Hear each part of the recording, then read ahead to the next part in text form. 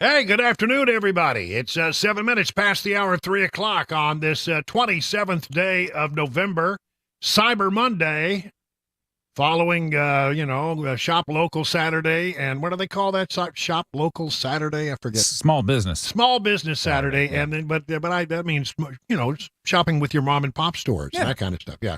And then, we had the big Black Friday. So all of that is behind us. And now the countdown begins to Christmas. And everything around our house is starting to get Christmassy. Those watching online on Super Talk TV will notice that there is a decided festive air to the studio here in bucolic Watertown. Yeah, well, we got Buddy over your shoulder. Buddy the elf has made his annual return to the studio, and the Christmas. See the little Christmas tree there? I see the Christmas tree. And that's going to that. In fact, at some point today, you may notice in the backdrop, working quietly. Well, as quietly as she can. Cabana Wife may be back there decorating that little tree at some point. So, all right. There you go. Very good. All right. We got a lot to cover here today. We do have a puppy update. I'll get to that in a few moments. We're still waiting on puppies.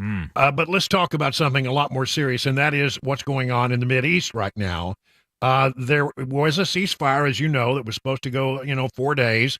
And that has expired, but they've agreed to extend it by 2 days, according to mediators.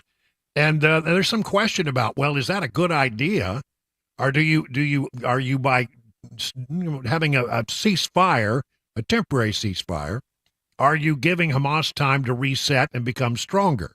A question asked of John Kirby today at the White House. All along you've been very clear about concerns that a broader ceasefire would only benefit Hamas. Sullivan was pretty clear yesterday in saying that, Hamas has been able to gain some benefit from this. How concerned are you that the longer this truce lasts, now 6 days, that Hamas will benefit? And how do you weigh that? It's a real risk. You have to expect a group like Hamas, a terrorist group, which clearly doesn't abide by laws of war, will try to take advantage of any pause in the fighting for their own benefit. So we're watching that closely, as well as our Israeli counterparts. You can bet that they're watching that closely. Well, they are, no doubt. The word just now coming out from the IDF, the Israeli Defense Force, is 11 hostages who were released by the Hamas are now in Israel, and that's today. That would be a new batch today, and we don't know if there's any Americans among that. We believe, according to Kirby, that there are between 8 or 9, he says, Americans. We don't really know. We don't have all the names, and we don't know exactly who's there and who's not, and we don't know if this latest batch, across the course of the afternoon, we may get more information. In the first batch of hostages released, one of the hostages was an 84-year-old great-grandmother who was held hostage for 50-plus days and was never allowed to have the medicine, and she's not in good shape. She was rushed to a hospital in critical condition. Elma is 84 years old. She's a mother, a grandmother, a great-grandmother. During the Hamas massacre of October 7th, Elma was taken hostage by savage terrorists. She was dragged into Gaza on the back of a motorbike. Elma was in Hamas captivity for 51 days and nights. She was kept in a harsh condition. She was denied life-saving medication. She was not visited by the Red Cross. When she was released from captivity, she was in a critical condition. Elma is a reminder of our critical mission. Now she's home. She's being taken care of. But who's taking care of other hostages in Gaza? Over 150 of our hostages, men, women, children, babies, who's taking care of them? Who is holding a 10-month-old baby, Kfir Bivas? I'll tell you, ruthless terrorists are holding him hostage in Gaza. We call on the international organization, especially the Red Cross, to use every tool at their disposal to gain access to our hostages, to make sure they're receiving the medical care they need. Our hostages are not lost. We won't sit around and hope they're found. We will rescue our hostages at all costs. It is our duty, it is our moral responsibility of the Israeli Defense Forces.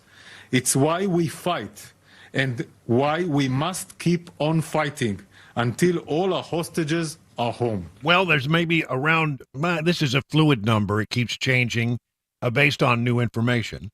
Somewhere between, and because there's some releases that have taken place, somewhere between 150, 180 hostages still being held in Gaza.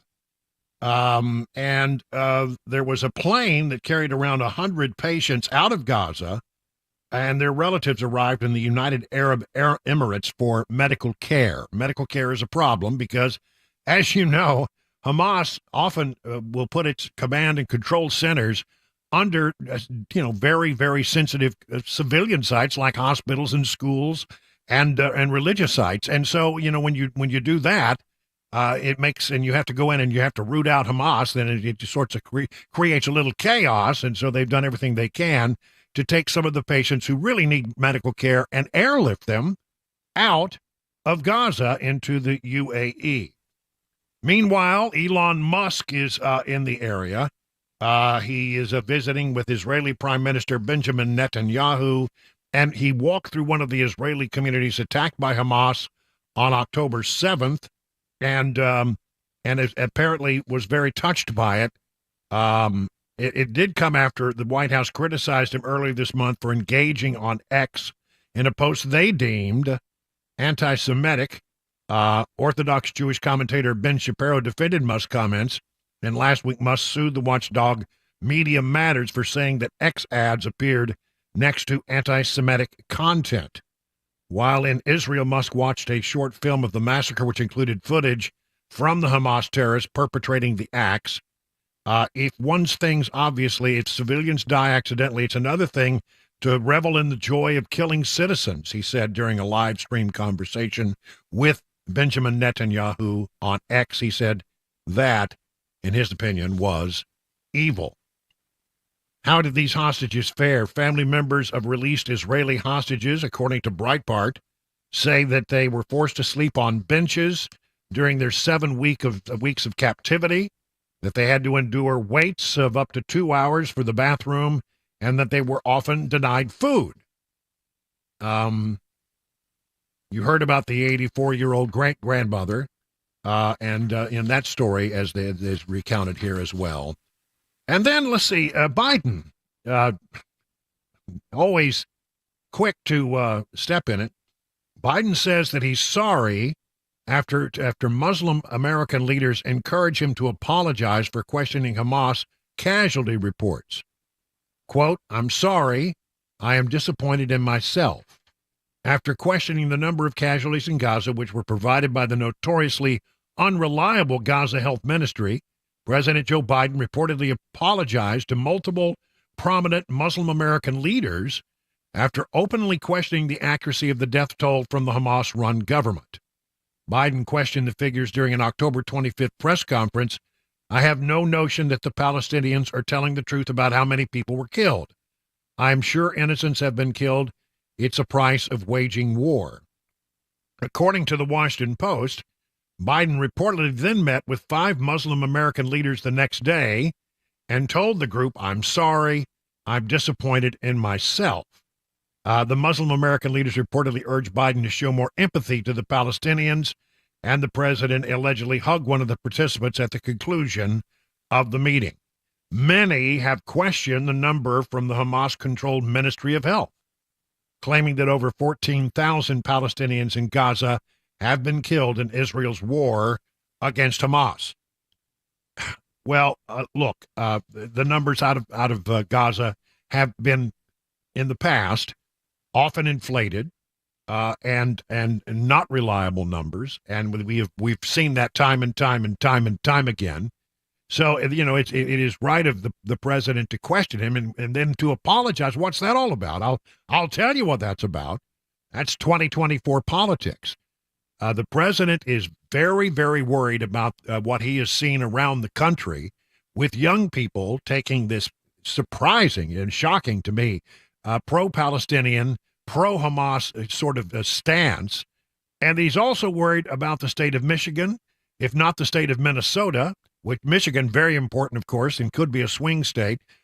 He's very worried about that because it's got a lot of electoral college votes, and a lot of Muslim Americans Arab Americans live inside Michigan. It's one place in the country with a very large population, the largest perhaps singular population of Arab-speaking voters in any state in America. So he's very worried about that, and he's trying to walk this tightrope of trying to support Israel because he doesn't want to lose Jewish voters. But on the other hand, every time he supports or says something supportive of Israel, he runs the risk of losing his Arab American votes in Michigan, and he's very worried about it.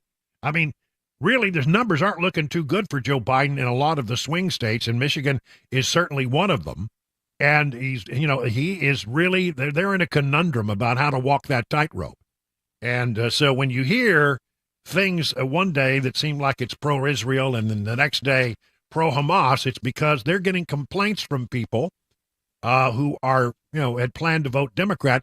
There's a lot of folks on both sides, both Jewish Americans and Arab Americans, who are so upset about the way the White House has handled this and the things that have come out of the White House that they could lose both groups of voters, and that would be a disaster for the president in the state of Michigan, if not also in the state of Minnesota, where there are also a lot of Muslim Americans who are there and vote as Democrats traditionally.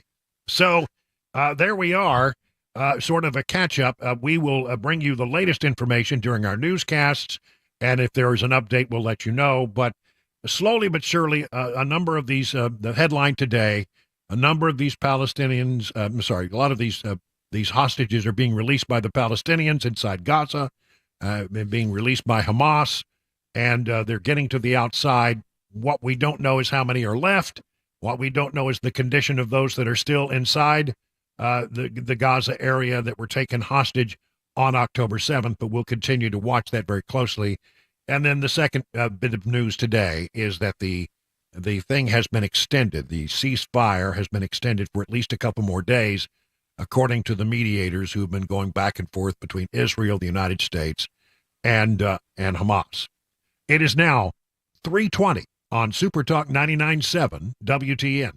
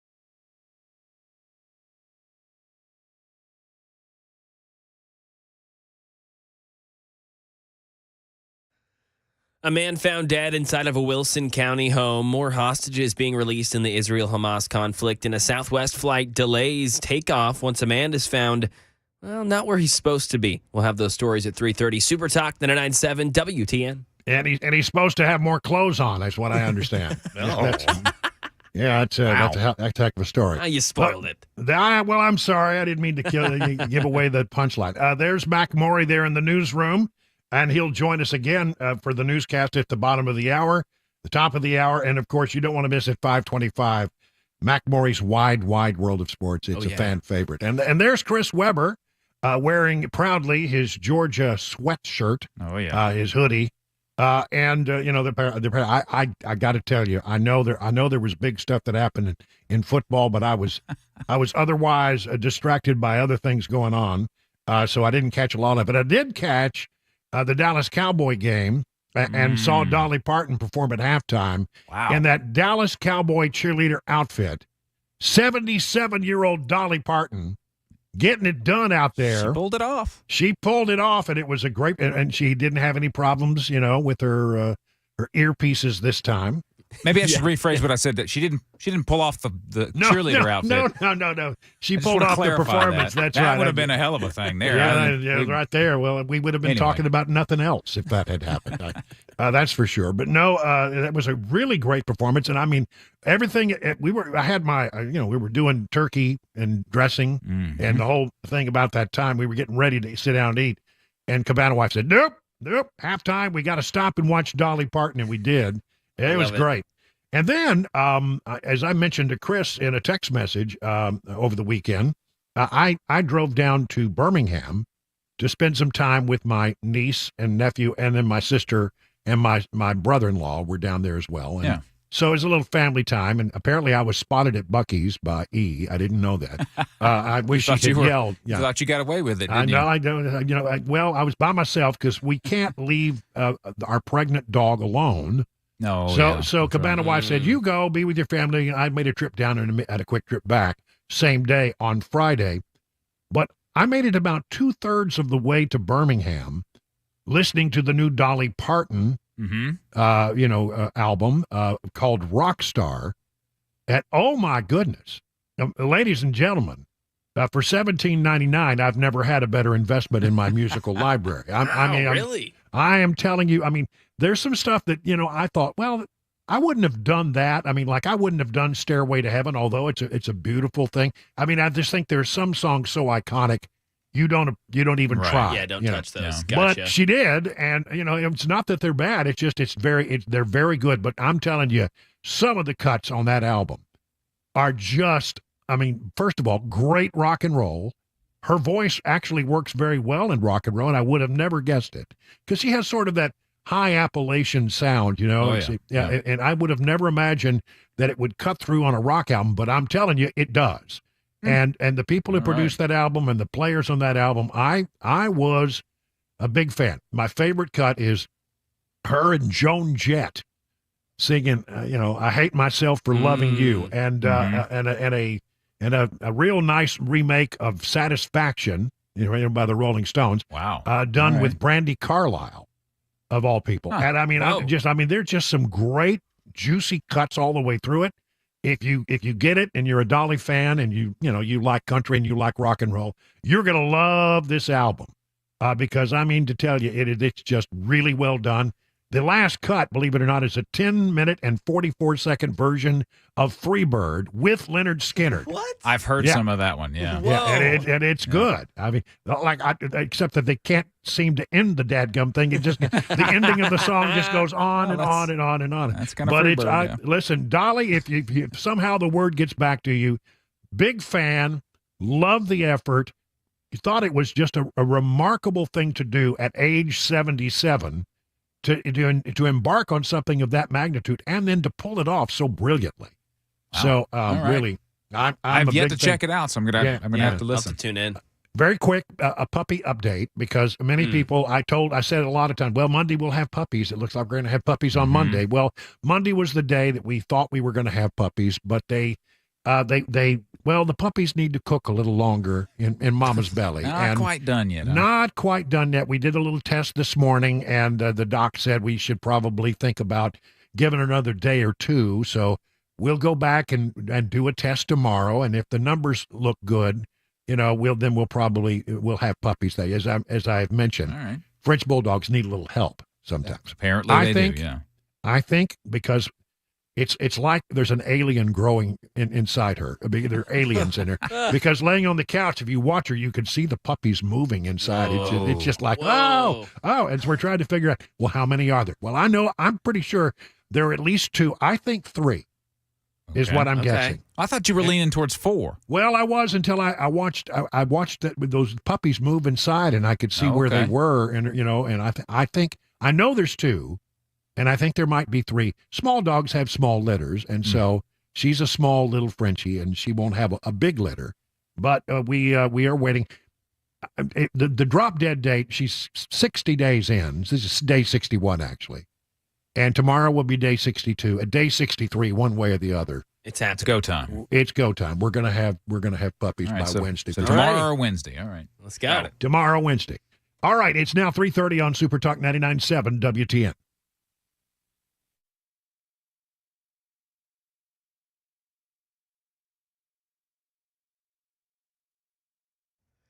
.30, I'm Mac Maury with your top stories. 46 degrees, sunny in Nashville. Chilly weather tonight with some warmer temps in the near future. Traffic and a complete weather forecast coming up in 5 minutes. Right now in Tennessee, a man, 40-year-old Jacob Harris, was found dead inside of a Liberty home this morning by police responding to a shots fired call. Officials say they're now questioning a person of interest in this incident that's being treated as a homicide investigation. Wilson County Police say there is no threat to the public. Israel-Hamas war update, a new hostage release on the 4th day of the Israeli military's fragile truce with Hamas. 11 hostages released today. The ceasefire now expected to be extended over the next 2 days with even more releases set free. Details from Ines de la Catera in Tel Aviv. There was lots of back and forth today over the course of the day regarding the list and just who would be released. And we understand that the big issue there was that Hamas was considering releasing children without their mom. And that is something the Israelis have been firmly opposed to. Clearly, though, that issue was eventually resolved. And so 11 hostages now in the care of the Red Cross. And the White House said today that no Americans were a part of that group of hostages released today. And some new details about a passenger who opened the emergency exit door of a Southwest Airlines plane at a gate at the Louis Armstrong New Orleans Airport on Sunday. Alex Stone reports. The Southwest Airlines Boeing 737 was sitting at the gate, had not pushed back yet, when a passenger popped open the overwing emergency exit door and walked out onto the wing. A pilot radioing to the tower to tell them they needed police, heard on liveatc.net.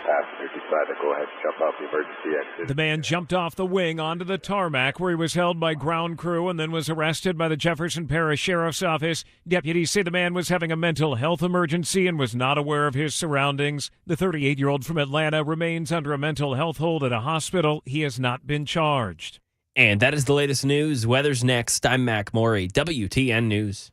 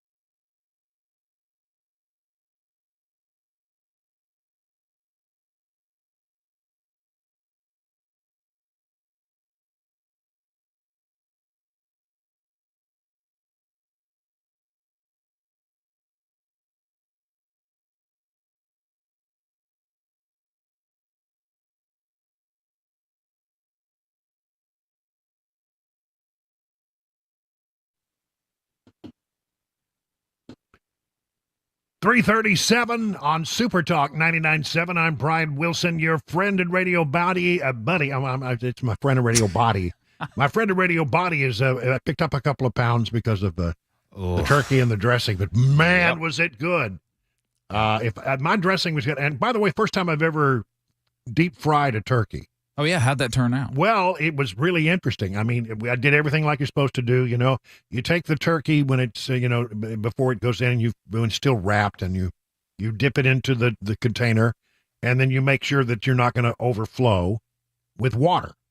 Yeah, and you then, use water as your guide. Yeah, as your guide. And then you throw the water out, and then you fill it up. In my particular case, with peanut oil. Mm-hmm. And then, you make sure the turkey is completely, like it should be. It's not still frozen. It's not particularly damp or wet. Yep. And then you slowly lower it in there. And, in this particular case, I think it was about 35 minutes later, we had a great turkey. I was afraid I'd maybe overdone it a little bit, but it was juicy and tender and nice. Just really good.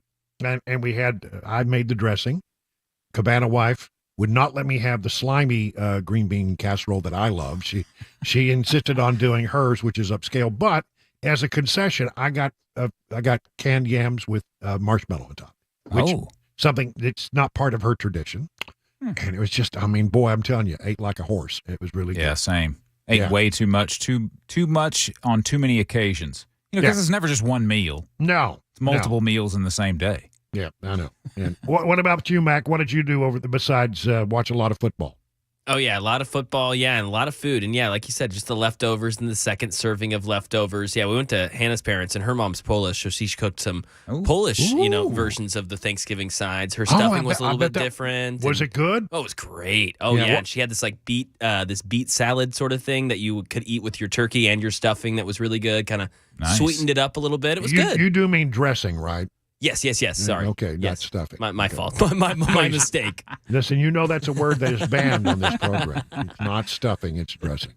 Well, a lot of people are out and about, and I got to tell you, I'm a little saddened by some of the stuff that I've been reading locally about things that happened, during the Thanksgiving holiday and after, especially as people went to the malls, etc.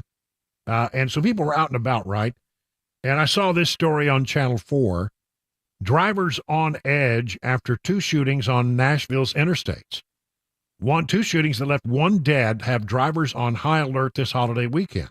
Two unrelated shootings took place within minutes of each other Saturday on I-65 and I-24. Drivers said they were more aware now while they're on the road. The first shooting killed Stephen Rouse III while he was in the back of an Uber. Police said the Uber driver picked up Rouse at City Trends in Clarksville Pike around 3 with the destination of Madison.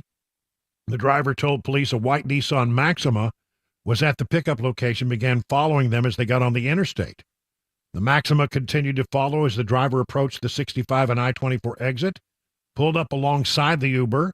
Police said shots were fired from the Maxima into the back seat of the Uber, striking Rouse. Police say the shooting appeared to be targeted. And somebody who lived right next to the exit said it was terrifying. We're so close to the interstate, and it's scary out there. That's frightening.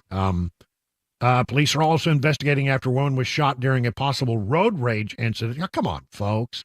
There's nothing you need to do. There's no place you need to be that gets you so angry that you need to do something like this. But apparently, a road rage incident on Harding Place off Interstate 24. On Saturday, officers of Metro Nashville Police were called to Linbar and Eisenhower Drive, shot in the hip. Now, she's going to be okay. They said a female suspect pulled up next to the victim's car on Harding Place ramp, and they started arguing before the suspect flashed a pistol, shot into her car, and drove off. You got it, man, I'm telling you. Really, de-escalate. There's nothing worth getting shot over on, if you're going to be 10 minutes late, okay, you're going to be 10 minutes late. But don't get so irritated. I don't think that most people, when you get cut off in traffic, I would say probably about, 85% of the time, 90% of the time, it wasn't intentional, or it wasn't aimed at you. It was just somebody who made a bad decision most of the time. So, grant them the bad decision, take a deep breath, and do not get riled up. And if you get into a conversation, man, do whatever you can to de-escalate, back off, cede the way. You know what? When I have on occasion irritated somebody, because I unknowingly or I didn't mean to, but I did, I ended up cutting them off. And they get all angry, and you see them flustered, and you see them, the hands going up, and the gesturing, and the honking, and all that kind of. What I do is when they pull up alongside him, I just mouth, almost as if I'm playing charades. I'm sorry. I am so sorry. And most of the time, just that de-escalates it. But if it doesn't, then I just sort of slow down, let them go on their way, let them get ahead of me. There's just no real percentage in having a big fight out on the interstate. So, but I mean, there are some people that just. Yeah, I witnessed one as I was coming back into town yesterday. It was Really? just south of Nashville. Yeah, there was a pickup truck and a sedan that got into a back and forth. I don't know which one was the antagonizer, but there were brake checks and swerves and all sorts of stuff. And I'm just like, okay, let me get as far away from these guys as possible because you just don't know what it's going to escalate No, to. you don't know what's going to happen, and you don't want to be around if the bullets start to fly, as they apparently do from time to time. Well, that's look, honestly, folks. Our traffic is, I know it's not always pleasant, and it's not always good, but there's nothing about that traffic that justifies that kind of reaction from folks. 3 people, accused of trying to steal nearly $5,000 in merchandise from a store in Lebanon. This is from WKRN. This is from, let's see, the Hibbett Sports Store. When authorities arrived on the scene, they made contact with the 3 suspects, but the trio immediately tried to flee and shoved officers out of the way, knocking one to the ground. According to officials, one suspect ran into a nearby business while the other got into their vehicle and attempted to drive away. The 2 officers on the scene reportedly apprehended the 2 individuals in the car as the driver was trying to shift the car into drive. And then another officer tracked down the 3rd suspect inside a business in the area. All 3 suspects had warrants out of Nashville for theft, evading, and robbery. Good work by the police there in Lebanon. By the way, I was over at Providence in Mount Juliet earlier today. I went by the scene of that big shootout at the Target store. The one where there's some guy was trying to sell a gun on on Facebook Marketplace. And the person came and wanted, I guess the person who was going to buy the gun was sort of challenged by the person who was allegedly trying to sell the gun. They knew they had money and they wanted the money. And they turned into a big shootout there in the parking lot of the Target. And I noticed over at and a window got shot out at the Red Robin today. The window still not replaced. They got a temporary window in there. Just happened to notice it. Then I had to wait in the parking lot of the Hobby Lobby for an interminable long period of time. Why didn't you just go into the Hobby Lobby? No, no. I will never set foot in a Hobby Lobby if I can help it. At least a dozen thefts reported at Nashville malls over the holiday weekend. Police continue to grapple with the thefts at Nashville malls. Some shopping centers appear to have been hit harder than others. Let's see.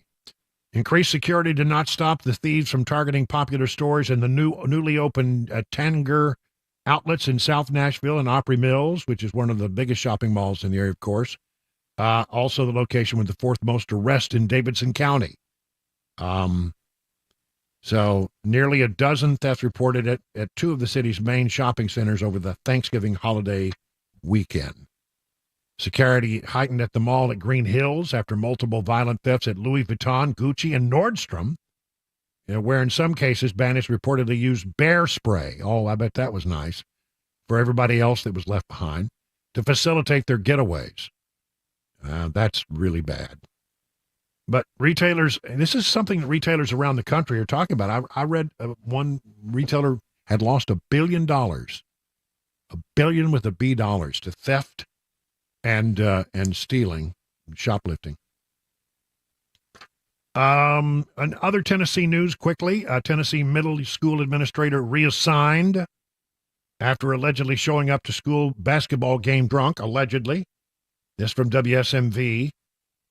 Several middle school administrators in the Clarksville, Montgomery County school system have been reassigned after allegedly showing up to a school basketball game under the influence, according to a letter to families from Chief Academic Officer Dr. Shanda Dowdy.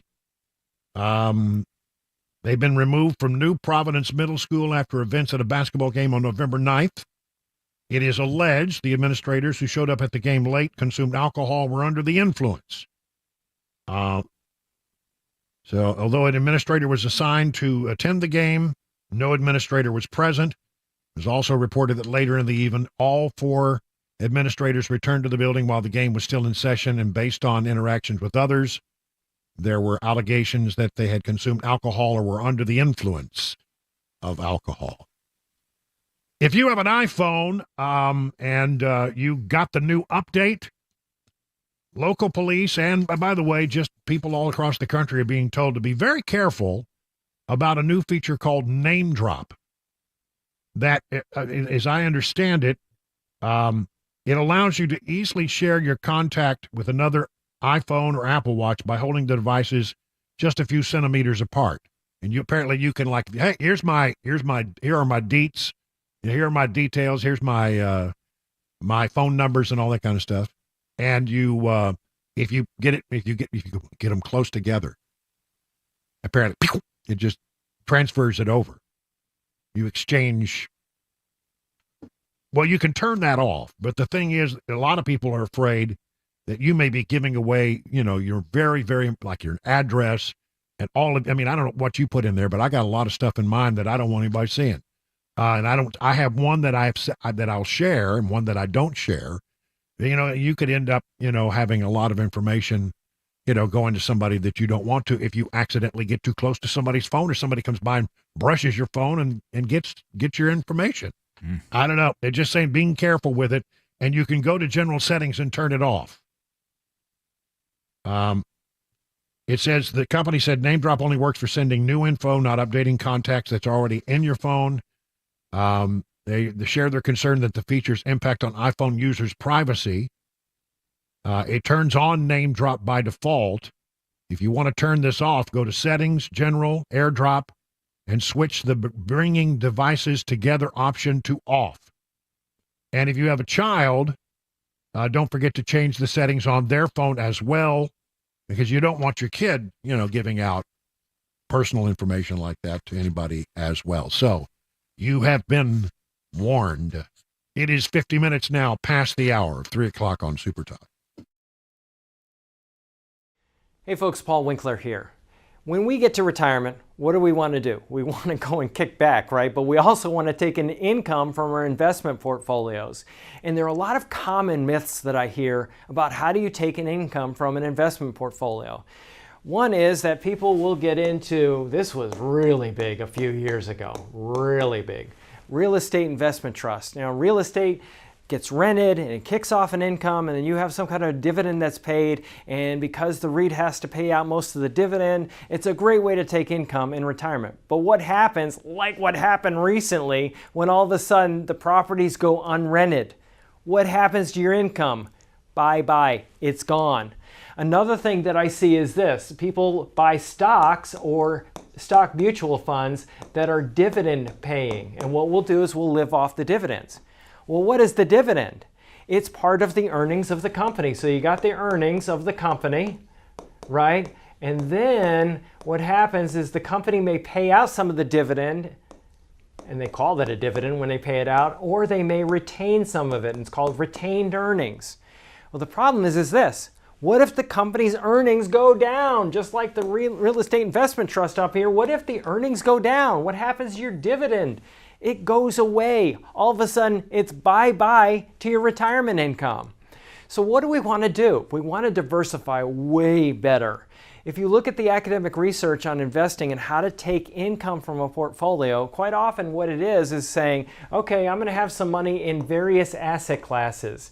Large companies, small companies, value companies, growth companies, international companies, short-term bonds and intermediate bonds, and so on and so forth.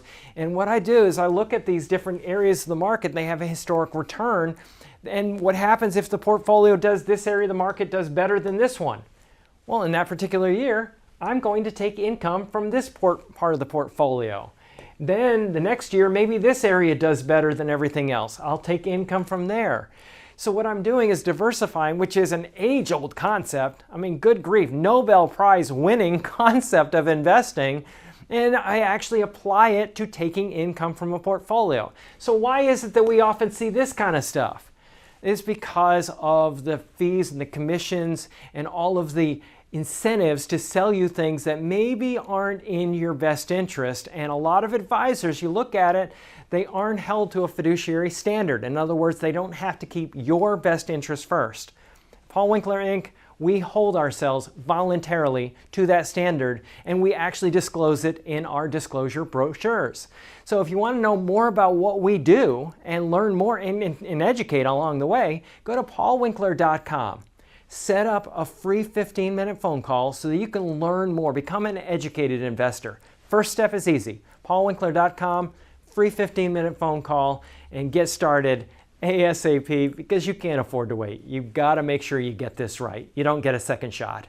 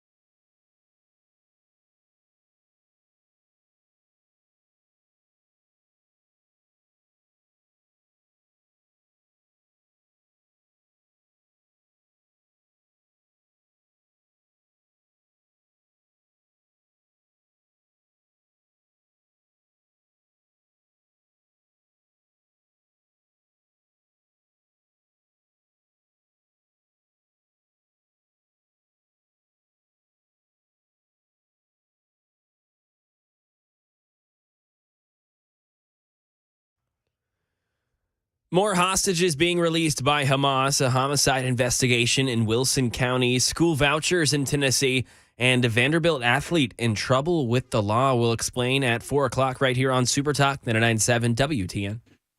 It's 57 minutes now past the hour of 3 o'clock. Take a look at the markets very quickly. Dow Jones Industrials down 56, S&P down 8, NASDAQ down 9. I mean, the screens are red, but not deeply so. The gold is up a little bit.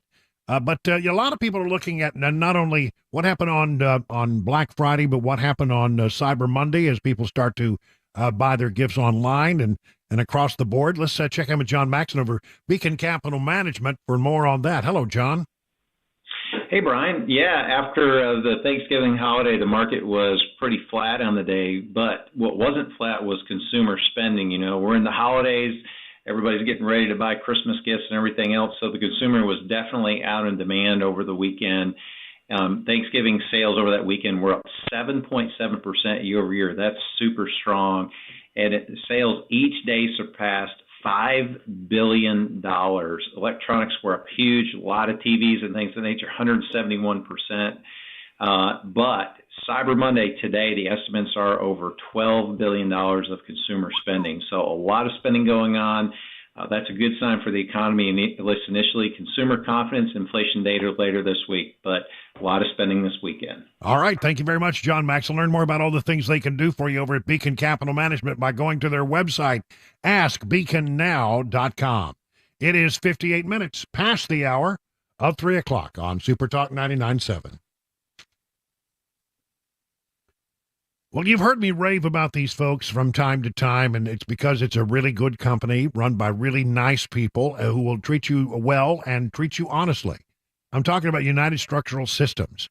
Over 25,000 satisfied residential customers for big stuff like waterproofing and foundation repair.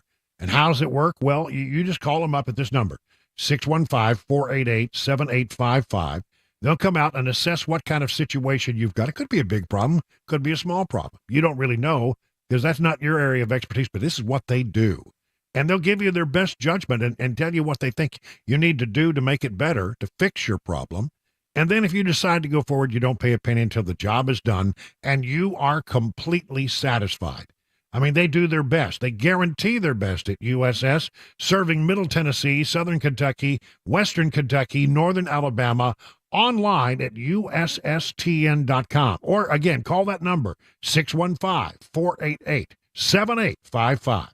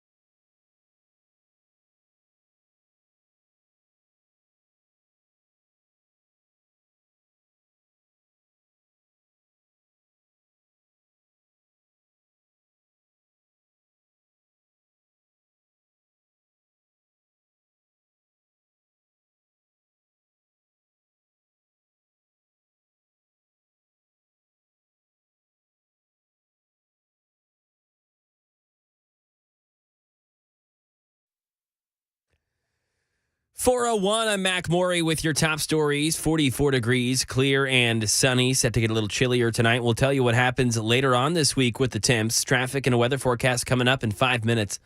The militant group Hamas has committed to releasing another 20 women and children over the next 2 days, which would extend the ceasefire agreement to a total of 6 days in exchange for more Palestinians held in Israeli prisons and Israel's pledge to hold their fire. The White House says President Biden has been involved, intervening Saturday when Hamas refused to hand over the promised number of hostages for that day. But other than that, an administration says the United States is not part of the negotiations. Karen Travers has the latest. The White House says no Americans are part of the group of hostages being released on Monday, a disappointment for the administration, which had been hoping for Americans to be released by Hamas. National Security spokesman John Kirby told ABC the administration has little visibility into the process by which Hamas is releasing hostages, who is on the group's list, or how they're deciding who to release and when and why. Kirby at Monday's White House briefing. As it has come out over the last 3 days, we don't really know until you get into the end game who's going to be actually on that list. And a special IDF unit picked them up somewhere near the border. They took them from the Red Cross. It's 5 families, and they're now going to be brought to an Israeli military base. Then they'll get a brief medical check. Right now in Tennessee, a man, 40-year-old Jacob Harris, was found dead inside of a Liberty home this morning by police responding to a shots fired call. Officials say they're now questioning a person of interest in this incident that is now being treated as a homicide investigation. Wilson County Police say there is no threat to the public. Right now in the volunteer state, State Senate Majority Leader Jack Johnson tells WTN's Nashville's Morning News he's excited to sponsor Governor Lee's soon-to-be unveiled school voucher expansion plan. Different kids have different types of learning needs, and ultimately the person who should be deciding what is best for a child is the parent. So that's why we're going to call these Education Freedom Scholarships, because it is, in fact, going to give freedom to these parents to be able to choose the education that is best for their child. And we expect to get more details when Lee makes a formal announcement tomorrow. Some crime in Tennessee. A Vanderbilt basketball player was arrested yesterday for allegedly beating his ex-girlfriend. 21-year-old sophomore forward Lee Dort is said to have went through this girl's phone before pushing her against the wall and bedpost and gripping her around the neck. Dort left before police arrived. He was booked on a $10,000 bond. That is the latest news. Traffic and weather next. I'm Mac Morey, WTN News.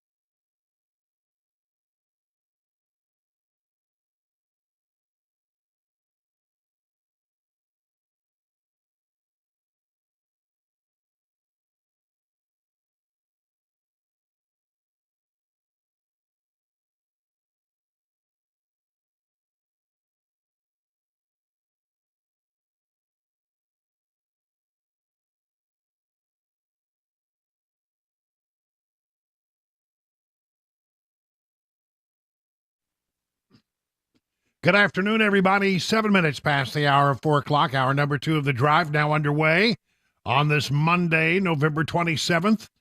I am your friend and radio buddy, and I'm in the chair and on the air all the way till 7 o'clock tonight, along with Mac Morey in the newsroom and Chris Weber in the control room. We're going to get you some news and information you can use. And do you know that it's officially today? We did the math, and I had Chris double check me because you know how I am about math. 27 shopping days till Christmas, 28 days till Christmas. So I'm assuming that you'll finish your shopping on Christmas Eve. Well, who doesn't? I mean, that's right. But do you know what else? It's 49 days till the first votes are taken in election 2024. I mean, we're headed into the election season in a big way. You know, before when we were talking about it, we thought, well, that's way down the road. Who knows what's going to. Now we're getting into it, and we're not that far out. So the things that are happening now could well have an impact on the way votes, to play out in Iowa, and New Hampshire, and South Carolina, and other places.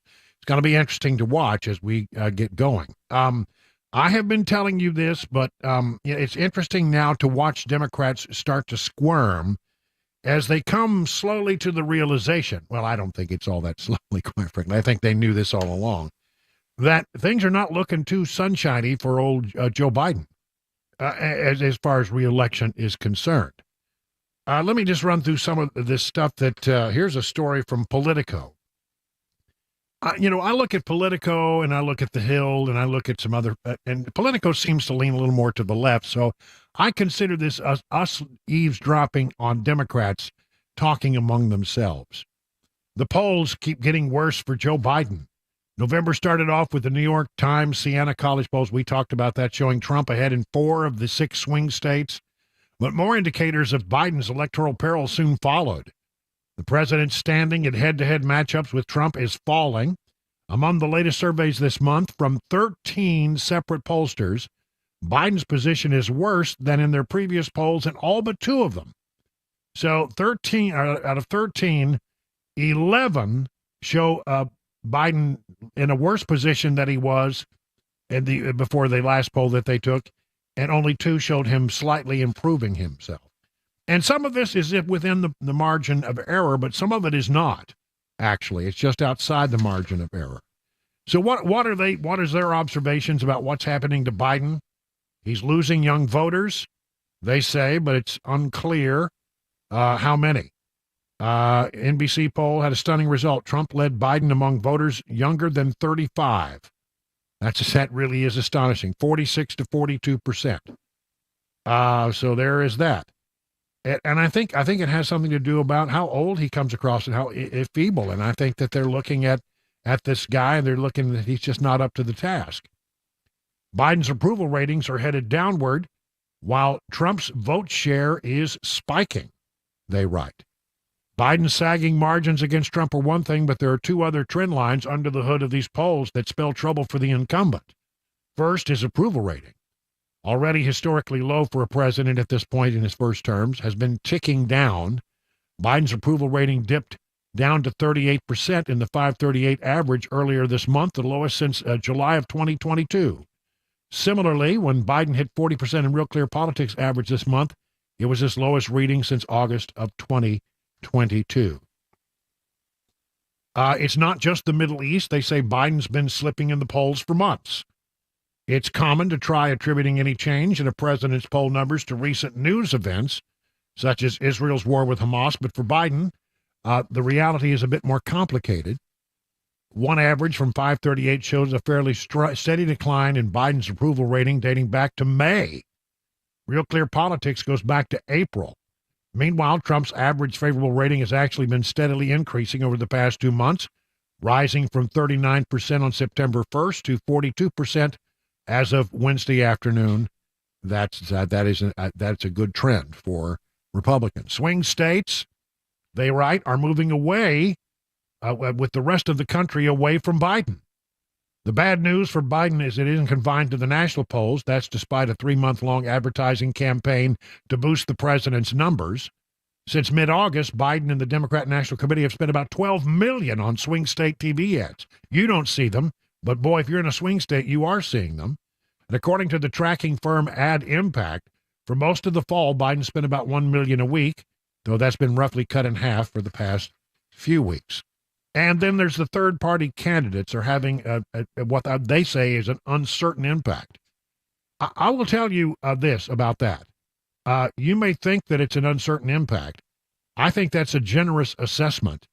I think that the polls that I've looked at suggest that when you mix in third and fourth-party candidates, it almost always hurts Biden more than it does Trump. That's not every poll, but most of them that I have looked at. So, these poll numbers are looking really bad for the incumbent president. And again, I don't know how long Democrats will stand by and allow this thing to sink lower and lower and lower without having somebody. I mean, it's going to have to be something like a letter signed by all Democrat members of Congress, or the majority of them, all Democrat members of the Senate. Maybe it has to do with I'm just spitballing here. Maybe, Barack Obama goes and has a meeting with Joe and says, Joe, it's just not going to happen for you. You need to think about the party. But again, I hope that Biden is the guy. But I just can't imagine the Democrats will stand by and let this go. The reason I raise it is because I think when you talk about Biden-Trump, it may not be Biden-Trump before it's all said and done, and I think we need to be ready for that. Now, here's an interesting story about the Senate. 5 seats most likely to look. I think Republicans have a really good chance of picking up the Senate, and made much better by the fact that Joe Manchin decided to retire from the Senate. He may run as an independent candidate, he may not, but because he's not going to be in the Senate, Democrats will almost certainly lose that state to Republicans, and that helps. So West Virginia is one place where Republicans could probably pick up a seat. John Tester, in Montana, is a Democrat in a very red state. He's considered the lone Democrat with a chance in Montana. He in a state where Trump won by 16 points, but he has a mountain to climb and a good candidate against him. So that's going to be interesting. Then you go to Ohio. Ohio Democrats haven't seen many wins in the past decade, but that changed earlier this month when voters codified abortion rights into the state constitution. That gave Democrats a major shot in the arm, and they look to follow suit next year to secure Sherrod Brown a 4th term. It won't be easy because the Ohio Secretary of State is one of the leading Senate candidates alongside a very successful businessman known as Bernie Moreno, and it looks like it could be a real close match there in Ohio. Arizona is going to be interesting. Kyrsten Sinema is running as an independent. You're going to have Kari Lake running as a Republican and Ruben Gallego running as a Democrat. And nearly a quarter of all GOP voters would back Sinema, but that doesn't necessarily bode well for Gallegos. So we'll see how that goes. Pennsylvania. Bob Casey facing his toughest reelection as a Democrat. He stares down David McCormick, one of the few matchups that is virtually set in stone. And they look at that and they say perhaps a flip there in the Senate. But I will tell you this, Democrats in the Senate, there are more Democrats defending open seats and more Democrats running for reelection than there are Republicans. Remember, a third of the Senate is up for reelection every 2 years. And so it sounds like to me, as I look at things, that there's a lot more there's a lot more Democrats running for reelection in this cycle in the Senate than there are Republicans by a pretty big margin. It just fell weird this time. 4 seats the Republicans expect to pick up. Here's 4 seats that Republicans could pick up in the House. Representative Dan Kildee's seat in Michigan, 8. Jeff Jackson's seat in North Carolina, 14. Jennifer Wexton's seat in Virginia, 10. That would be a really good win there if you could pick that one up. Abigail Spanberger in Virginia, 7. Just a few of the seats that the Republicans will be really targeting to see. They got to hold on.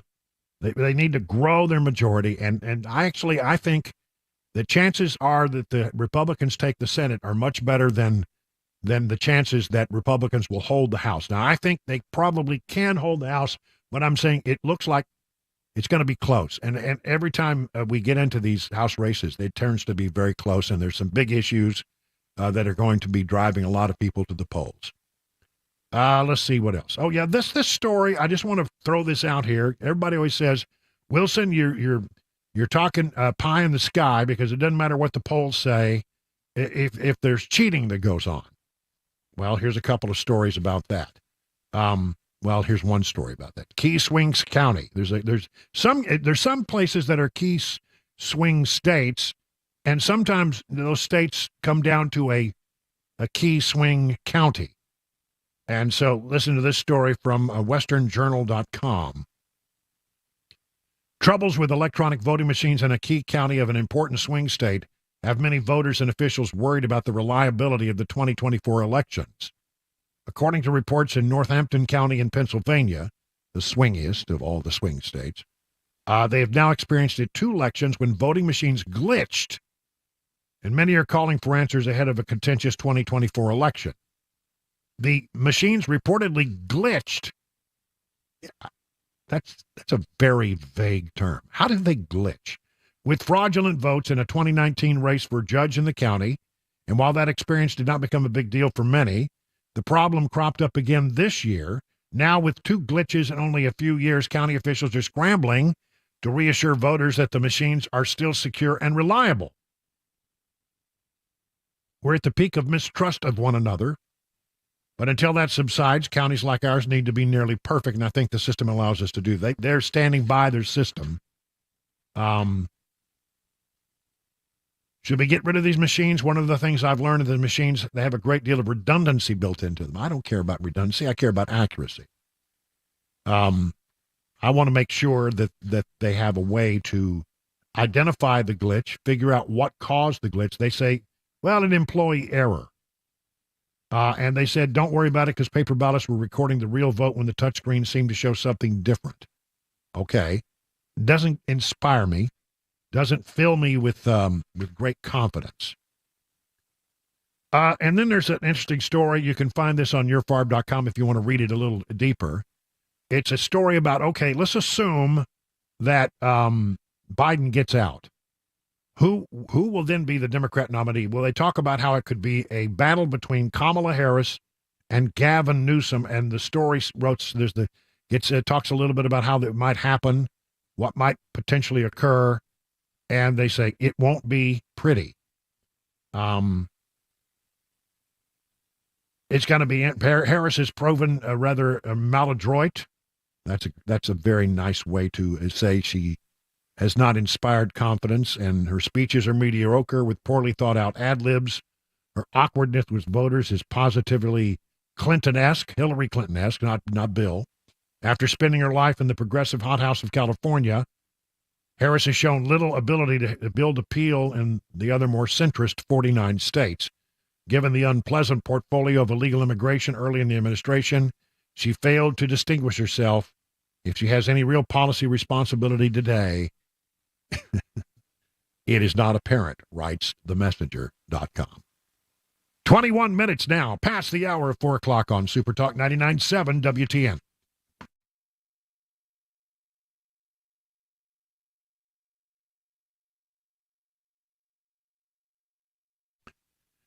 Let me tell you about the folks over at Eurofix. When's the last time you were at an auto repair shop? Was it a stinky experience? I mean, really stinky, smelly, greasy old rags lying around a countertop that you would not dare touch? Another thing that stinks are these repair shops that keep your car forever. They're not honest, and they don't call you back when they say they will. If that was your last experience at a vehicle repair shop, here's your friend and radio buddy to tell you about Eurofix. Eurofix takes the stink out of European auto repair. At Eurofix, you get a free 15-minute no-wrench inspection with an estimate in every visit. No high-pressure sales tactics, and at Eurofix, you get a 3-year nationwide warranty and a free loaner car with every repair appointment. Never pay dealer prices. Eurofix is now in Franklin, 100 Oaks, Murfreesboro, Belmead, and now their new position, their new facility in Mount Juliet. Call 844-EUROFIX, 844-EUROFIX, or visit myEurofix.com. That's myEurofix.com, and tell them your friend and radio buddy, Brian Wilson, sent you.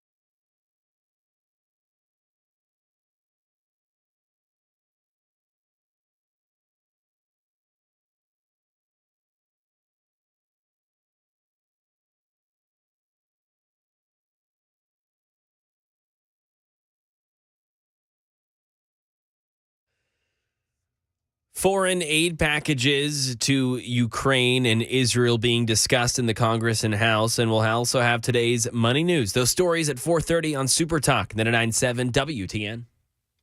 It's 426 Super Talk 99.7. Brian Wilson coming to you from our studio here in bucolic Watertown. Those of you watching on Super Talk TV are watching the master at work behind me. Cabana Wife is putting up the little tree that we have here in the studio. It's just a little tree. And this one, I mean, she's put together, I mean, there's a tree that she put in our music room where the piano is. It's just, I mean, it's like something you see in a Macy's window. It's just spectacular. It's just beautiful. And she's now, this tree is a small tree. It's one of, what's the count now, honey? She says 11. 11? Woo! Good. Is that right? 11? Grief. Before it's all over, 11. Wow. Dang. 11 trees here at stately Wilson Manor. But anyway, this one's just a small tree here in the studio. And what's really touching about it is the ornaments that'll be on this tree are from my grandfather and grandmother. Out of That's Oklahoma. awesome. Yeah, so were handed down and handed down again. That's awesome, yeah. And so these are very special. But I mean, it's, I'm telling you, this house is just gonna be a showplace by the time she gets finished. So we're trying to get a lot done, as I mentioned, because puppies are coming. Mm-hmm. And once the puppies come, we're going to be really, really busy. Puppy mode. We'll be in puppy mode for a few days. And so we're trying to get a lot of this Christmas decorating done early. And again, the puppies were supposed to come today, but I think they're going to come Wednesday. I think Wednesday. You know, just before Christmas last year, it got bitter cold. You remember that cold blast we had? I mean, I'm still pulling up dead bushes in my yard that have never recovered from all of that. And it was bad. But what was really bad is that many communities suffered rolling blackouts just in days before Christmas, as it really plunged and got bitter cold. And now we get a report saying that there are problems with the grid that may cause that to happen again. The North American Electric Reliability Corporation, that's called NERC, found our grid operator is vulnerable to generators going offline during extremely cold conditions this winter. We are trying to sound the alarm because this gets worse and worse each year because demand is growing and we're just not building enough electric generation capacity to keep up. So you may, what they're basically saying here is you read a couple of stories. I got one here from Channel 2, one from Channel 4. But there were 70,000 people without power. And then they had to do rolling blackouts in some other areas because there were more people demanding electricity than they could produce. And there was also a glitch. But, look, the folks at TVA say we've invested $8 million to make sure this doesn't happen again. Really, but I think it's worth thinking about, knowing that if we have a really, really, really, I'm talking about Arctic air mass that comes in here and really plunges the temperatures. We know what happened before. You can't predict every outcome, and I take TVA at its word that they've done things to try to make sure that doesn't happen again. But you need to be ready.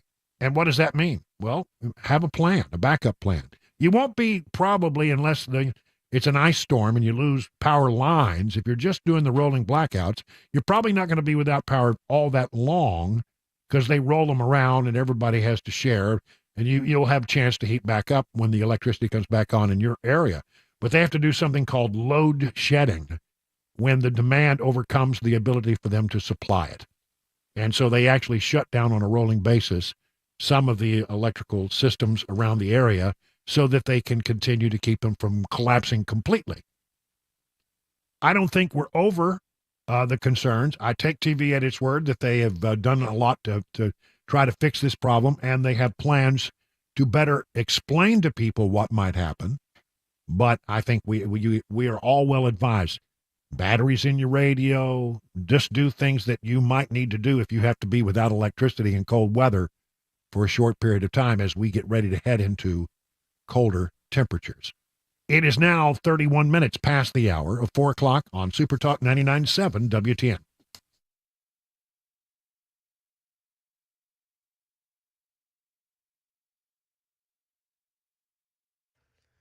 .431, I'm Mac Maury with your top stories. Right now, 44 degrees in Nashville. Talking about those cooler temperatures. It may be a little bit different this week. We'll tell you about it on a full weather forecast. Plus, I've got a traffic report as well. Those are in 5 minutes. Congress has yet to pass additional aid for Israel and Ukraine, but House Republican leaders say a package is at the top of the to-do list as members return to D.C. from the Thanksgiving break. Stephen Portnoy. The contours of the foreign aid bill are still being worked out among senators. Traveling in Florida, House Speaker Mike Johnson told reporters that while Israel funding is a top priority, the Senate also ought to tie border provisions to additional funding for Ukraine. I think most of our Senate colleagues recognize that those two things need to move together because we owe that to the American people. That's what they're demanding that we do. A big sticking point of the talks is whether the package should include changes to asylum laws in addition to more funding for border security. And staying in the nation's capital as it concerns hostages being released today in the Israel-Hamas conflict, the White House did confirm that 11 more hostages were released today. But of those 5 families, none were Americans. And now over to the Money News. Daria Albinger fills us all in on Wall Street's activity. Stocks dropped to start the week. The Dow fell 57 points. The Nasdaq gave up 10 and the S&P closed down 9. The markets are looking ahead to updates on inflation and on how consumers feel about the economy. It starts with the Conference Board's latest confidence index, which comes out on Tuesday. We're expected to set new records on this Cyber Monday. Adobe Analytics predicting that Americans will spend between $12 and $12.4 billion online. Cyber Monday, the name given to the Monday after Thanksgiving in 2005 by the National Retail Federation, continues to be the biggest online shopping day of the year. After Black Friday, Small Business Saturday, and Cyber Monday comes Giving Tuesday. It's an opportunity to show some end-of-the-year love for the charity of your choice. Just make sure that the cause that you're making the contribution to is registered with the IRS if you plan to deduct it from your 2023 federal income tax return. And that is the latest news. Traffic and weather next. I'm Mac Morey, WTN News.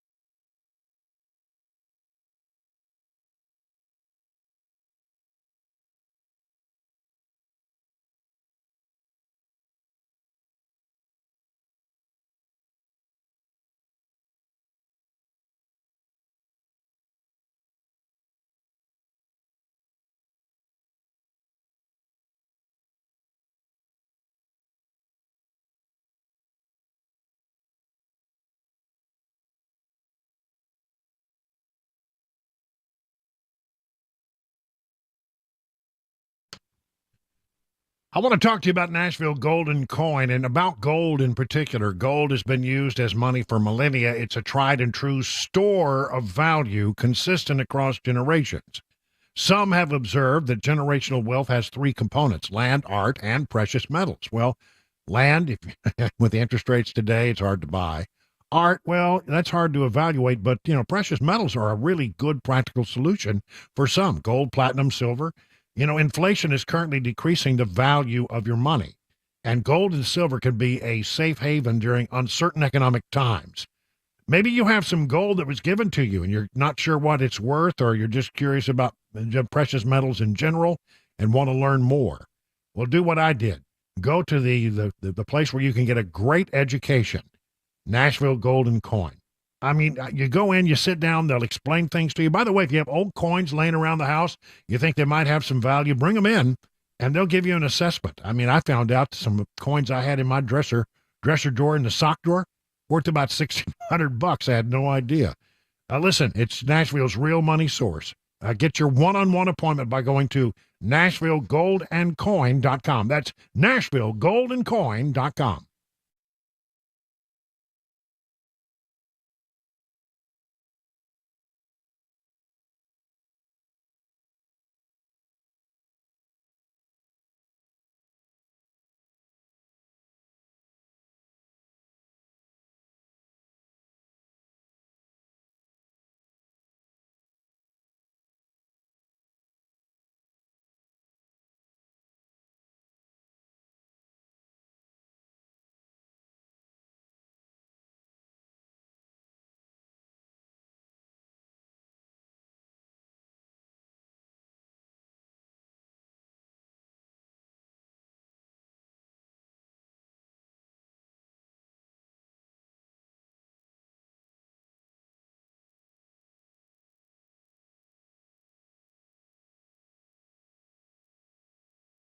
Awaken 180 is my solution for weight loss.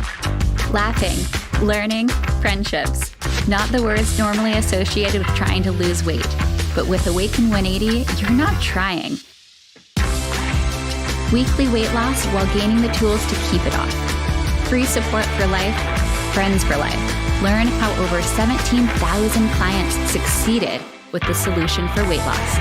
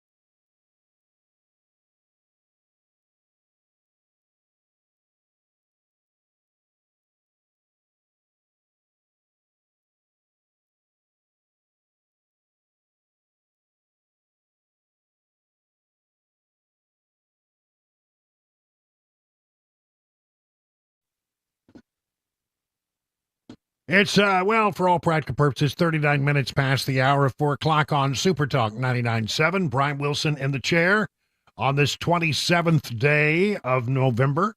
There are 27, count them, 27 shopping days left until Christmas. So get busy. And I think maybe in a little bit, maybe the next hour. I'm curious about, how apparently people are spending money according to the, what you read in the news is that retailers are saying there's a pretty good turnout on Black Friday, and this is Cyber Monday. On Saturday, we had Small Business Saturday, where they try to get you to go to mom and pop shops. I take that very seriously. Living in a small town here in Watertown, I like to support the local businesses whenever I can. Now, in a small town, you can't get everything that you need, so sometimes you got to go to the bigger cities. Lebanon, that would be the big city around me, and if you really want to get dangerous, go over to Providence where they have shootouts in the parking lot. No, I'm just kidding. I used to live in Mount Juliet. I love Mount Juliet, but Mount Juliet. But I mean, so I may ask people, how are you doing, and how much are you going to do? More or less? Are you doing it, in retail or brick and mortar stores? Are you doing it online? You doing it, you're doing the Amazon thing, or are you trying to visit local businesses? Let's be interesting to see where people are this holiday season. In the meantime, this story catches my attention. There's a whole series of stories about this kind of stuff, wokeness, as it were. DailyCaller.com. Diversity, Equity, and Inclusion Initiatives, the so-called DEI initiatives. If you work for a major corporation, you probably have been exposed to some of this across, at some time or another. Well, these initiatives are losing steam in 2023 compared to previous years as companies increasingly shift resources due to tightening economic conditions. The total percentage of American organizations with DEI budgets dropped 4 percentage points from 58% in 2022 to 54% in 2023, while the number of organizations with a DEI strategy fell 9 points in that same time frame. This according to a report from a consulting firm known as Paradigm. DEI initiatives in the workplace gained huge traction following the death of George Floyd, which encouraged companies to divert resources to the practice. But now, external forces, including tightening economic conditions, as well as public and judicial pressure, are pushing back on those efforts. After 2 years of unprecedented investment sparked by 2020's racial justice movement, this year, global momentum around DEI has slowed. There are a number of headwinds contributing to the shift. The first is economic uncertainty that not only led to reduced spending across the board, but also firmly shifted the power balance back to employers. Despite the decline in funding, there was a 6% increase in the number of companies that had a senior DEI leader and an 8-point increase in organizations that had goals related to representation for women in leadership. A total of 20% of companies in 2023 had goals related to increasing employment related to race or ethnicity, which is a 4-point increase year over year. Sounds like, to me, I don't know. I don't have a problem with diversity in a company. I want diversity in a company. I want diversity of thought. I want diversity of the people who work there. I don't mind. I don't have any problems. Who could have problems with the idea of inclusion, which is to make sure that everybody's included? If you have somebody that you work with, you want them to be included. You want them to be, contributing members of the company, looking toward the best interest of the company. It's equity. It's the word I have a problem with, because equity sounds a lot like equality, but it's not. But that's just me. That's my little bugaboo.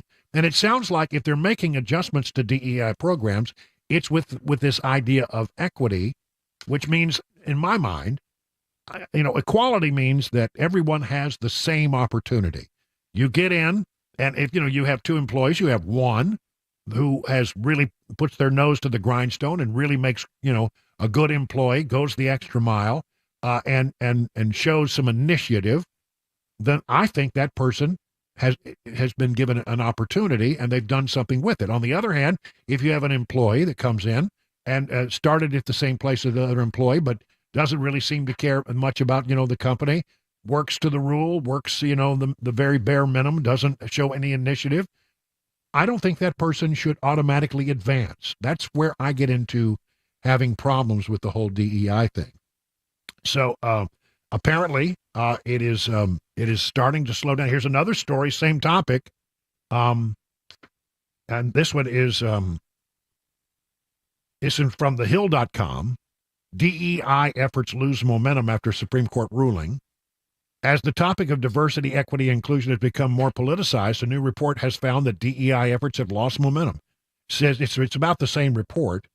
Only 26% of companies analyze their hiring practices by race or ethnicity, and only 31% measure by gender. However, companies fare slightly better when it comes to analyzing promotion rates. 33% of organizations analyze promotion rates by race or ethnicity, while 46% analyze by gender. But DEI practices have become increasingly polarizing. External forces are no longer pushing companies to invest in DEI. Instead, in some cases, external forces are pushing back on companies' investment in DEI.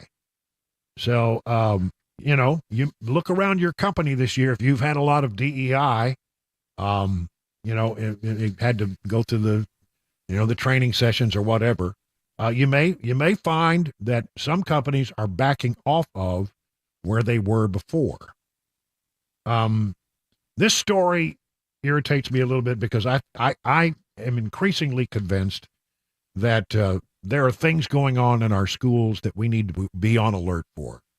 In public schools, it seems to me I'm not going to demean all teachers, but in some cases, teachers have taken a liberal agenda and have wedged their way into the classroom, and it's really, honestly, that's not what the classroom is supposed to be about.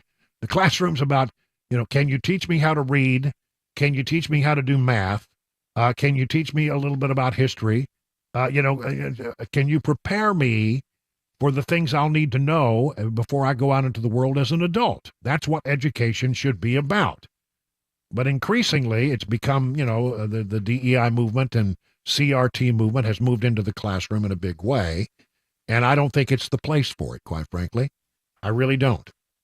It's not to say that we shouldn't make sure that people have an equal opportunity for education. A lot of things we should be doing, but I don't think that some of this stuff needs to be in the classroom when you're talking about young people whose minds don't have the sophistication, perhaps, or they don't have the maturity to interpret this stuff.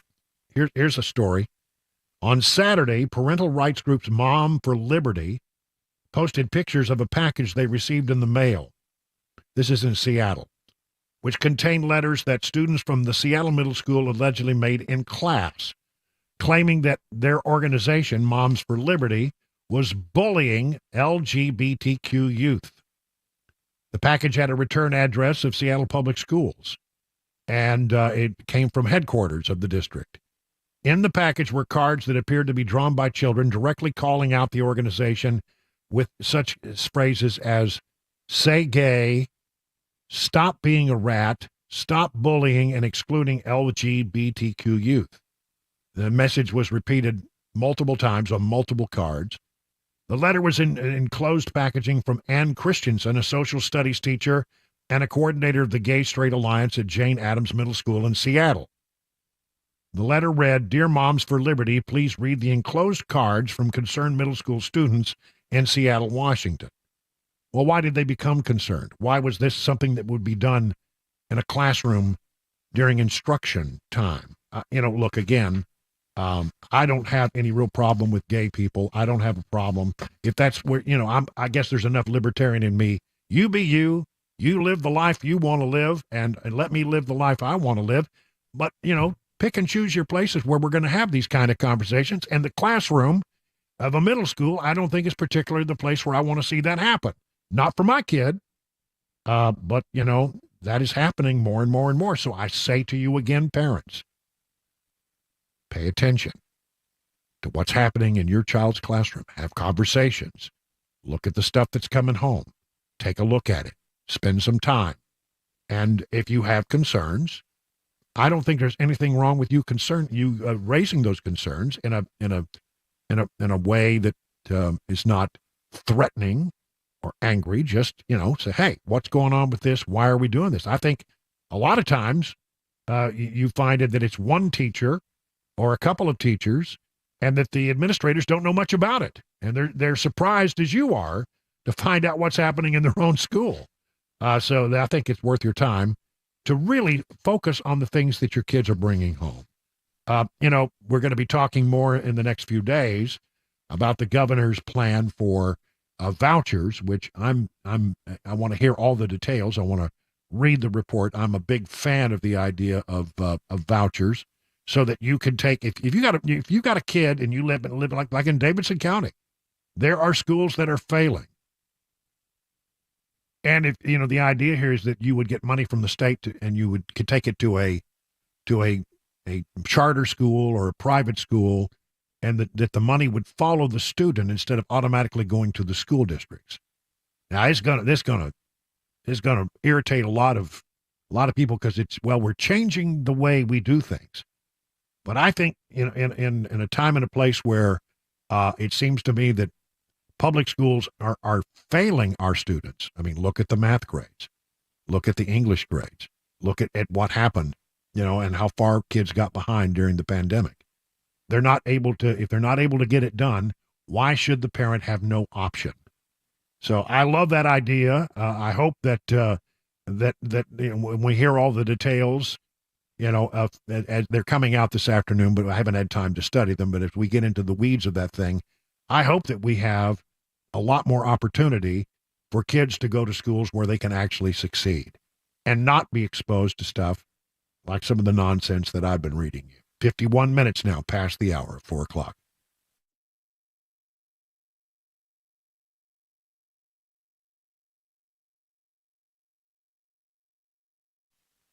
Well, listen, you've heard me talk about Dr. Kevin Mitchell and the Wellness Institute of Nashville, and they're thankful in this month of Thanksgiving.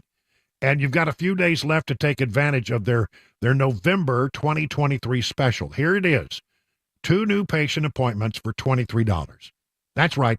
2 exams, 2 x-rays, 2 treatments for you and your spouse, you and your friend, you and a family member.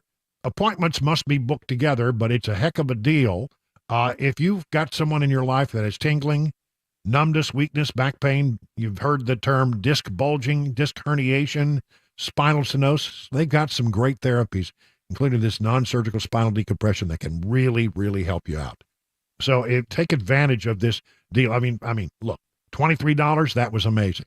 $23 for 2 patients, that's $11.50 a pop, man. You've got that on you. I know you do.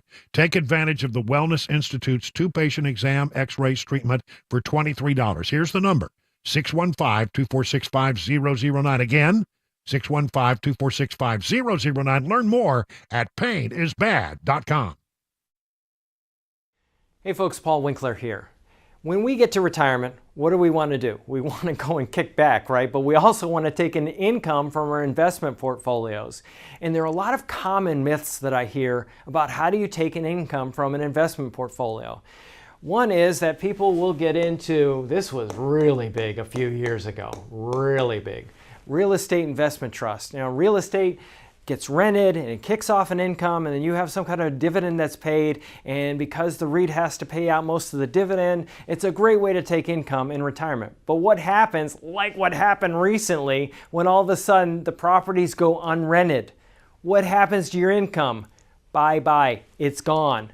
Another thing that I see is this: people buy stocks or stock mutual funds that are dividend paying, and what we'll do is we'll live off the dividends. Well, what is the dividend? It's part of the earnings of the company. So you got the earnings of the company, right? And then what happens is the company may pay out some of the dividend, and they call that a dividend when they pay it out, or they may retain some of it, and it's called retained earnings. Well, the problem is this: what if the company's earnings go down? Just like the real estate investment trust up here, what if the earnings go down? What happens to your dividend? It goes away. All of a sudden, it's bye-bye to your retirement income. So what do we want to do? We want to diversify way better. If you look at the academic research on investing and how to take income from a portfolio, quite often what it is saying, okay, I'm going to have some money in various asset classes. Large companies, small companies, value companies, growth companies, international companies, short-term bonds and intermediate bonds, and so on and so forth. And what I do is I look at these different areas of the market, and they have a historic return. And what happens if the portfolio does, this area of the market does better than this one? Well, in that particular year, I'm going to take income from this part of the portfolio. Then the next year, maybe this area does better than everything else. I'll take income from there. So what I'm doing is diversifying, which is an age-old concept. I mean, good grief, Nobel Prize winning concept of investing, and I actually apply it to taking income from a portfolio. So why is it that we often see this kind of stuff? It's because of the fees and the commissions and all of the incentives to sell you things that maybe aren't in your best interest. And a lot of advisors, you look at it, they aren't held to a fiduciary standard. In other words, they don't have to keep your best interest first. Paul Winkler, Inc., we hold ourselves voluntarily to that standard, and we actually disclose it in our disclosure brochures. So if you want to know more about what we do and learn more and educate along the way, go to paulwinkler.com. Set up a free 15-minute phone call so that you can learn more, become an educated investor. First step is easy. paulwinkler.com, free 15-minute phone call, and get started ASAP, because you can't afford to wait. You've got to make sure you get this right. You don't get a second shot.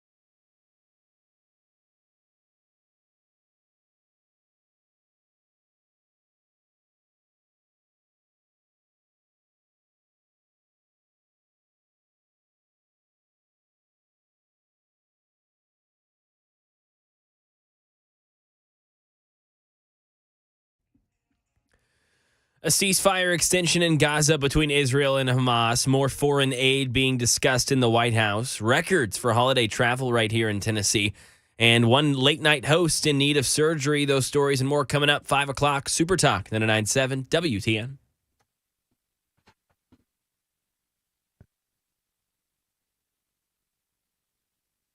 Uh-oh. Woo! This song, she's been unleashed. I know it's too early, I know, but I have a reason for having this song played. This song by Mariah Carey, All I Want for Christmas Is You. They've done a calculation on how much she earns on an average year in royalties from this Christmas hit. According to The Economist, it's about $2.5 million annually. Holy crap! New York Post says they've run their numbers. They say it's actually closer to $3 million.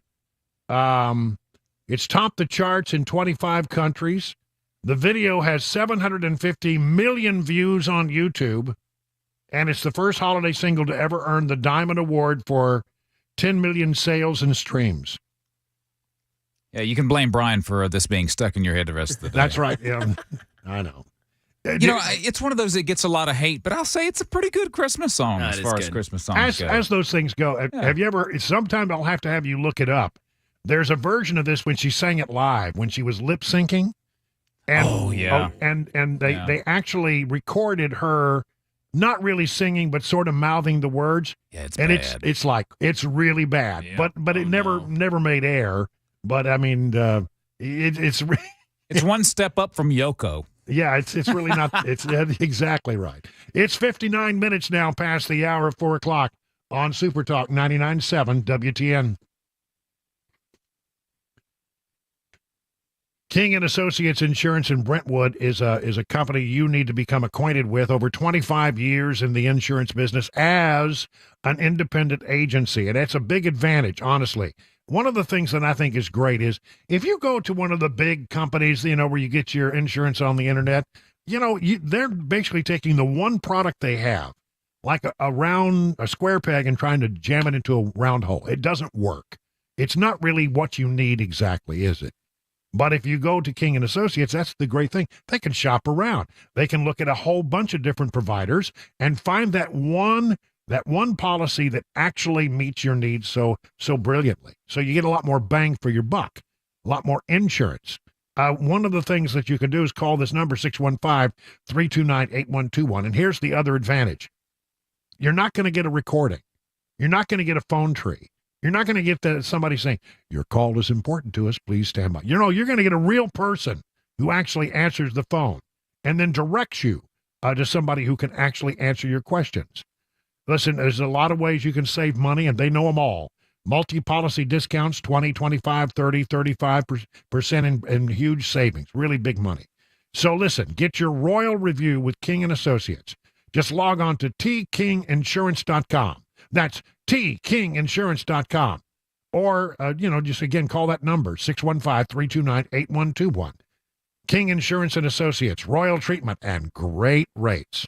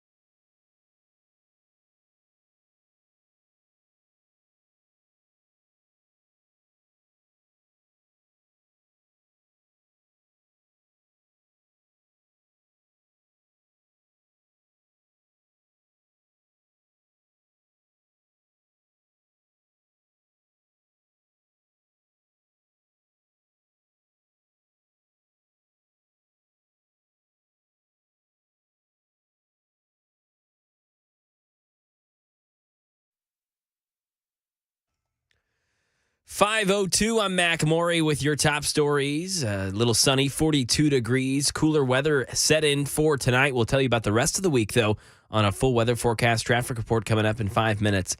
A new hostage release on the fourth day of the Israeli military's fragile truce with Hamas. 11 hostages released today. The ceasefire now expected to be extended over the next 2 days, with yet more hostages set free. Matt Gutman is in Tel Aviv. This special IDF unit picked them up somewhere near the border, taking them from the Red Cross. In today's batch, the fourth batch in 4 consecutive days, 9 children and 2 women. All of them, it's 5 families. They're now going to be brought to an Israeli military base. Then they'll get a brief medical check. And of the hostages released today, the White House confirmed that none are Americans. And in the nation's capital, after a few weeks off for the Thanksgiving holiday, both House and Senate back in Washington, and there's a lot to do before the end of the year. Liz Landers has more on the upcoming agenda. Congress is back for an end-of-the-year work sprint. The Senate will focus its attention on the $106 billion supplemental funding request from the Biden administration for Israel and Ukraine aid. Senate Majority Leader Chuck Schumer Monday afternoon. So Democrats and Republicans need to stand together and pass Ukrainian aid along with the rest of the supplemental package. If we allow Putin to prevail, it will come back to haunt us. He added that there will be an all-senators classified briefing on the situation in Ukraine later this week. And to Ukraine alone, over the course of this conflict with Russia, around $75 billion has been given in aid from the United States. Holiday travel at BNA News 2 says that data from BNA shows nearly 277,000 people traveled through the airport from the 17th through yesterday. Nearly 34,000 of that was just yesterday, and that's only 7,000 more than last year during the same 10-day period. But it is over 40,000 more people than BNA saw 2 years ago. And nationally, TSA says that 2.9 million people were screened from coast to coast on Sunday. Entertainment news. One of the late night hosts is going to be out for a week while he recovers from surgery. Here's Jason Nathanson. It's time for the Late Show. No late shows this week for Stephen Colbert. He writes on social media that his appendix burst and he's recovering from surgery. He swears it wasn't an overdose of turkey or anything like that. He thanks his doctors for their care and his wife and kids for putting up with him, and he jokes that going forward, all emails to his appendix will be handled by his pancreas. And that is the latest news. Traffic and weather next. I'm Mac Maury, WTN News.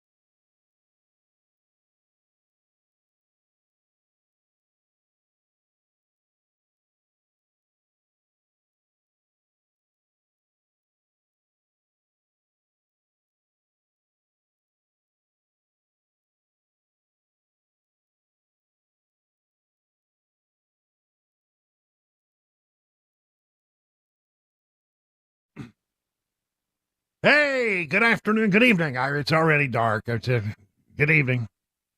I am really over the early darkness already, and it's going to get. You got a ways to go. I got a ways to go. Anyway, I keep forgetting. I keep saying afternoon because 5 o'clock should be afternoon, by gosh, and it's not. It's evening at this point. Well, anyway, listen. It is November the 27th. We have now, as I've been telling you, 27 shopping days till Christmas. And it means that people are out, getting their Christmas shopping done. Now, retailers have said things look pretty good. The Black Friday, the sales, they apparently were pretty pleased with the way things went.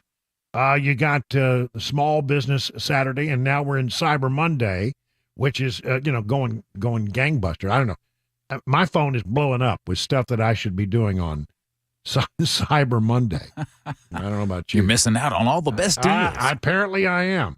I want to open up the phones at 615-737-9986. That's 615-737-9986. I want to ask you about, this Christmas holiday. I got several questions. So get on the line real quick, and let's have a little conversation about what Christmas is going to be this year. I mean, are you spending more? Are you spending less? Are you doing it in brick and mortar stores? Or are you doing it, with the Amazon?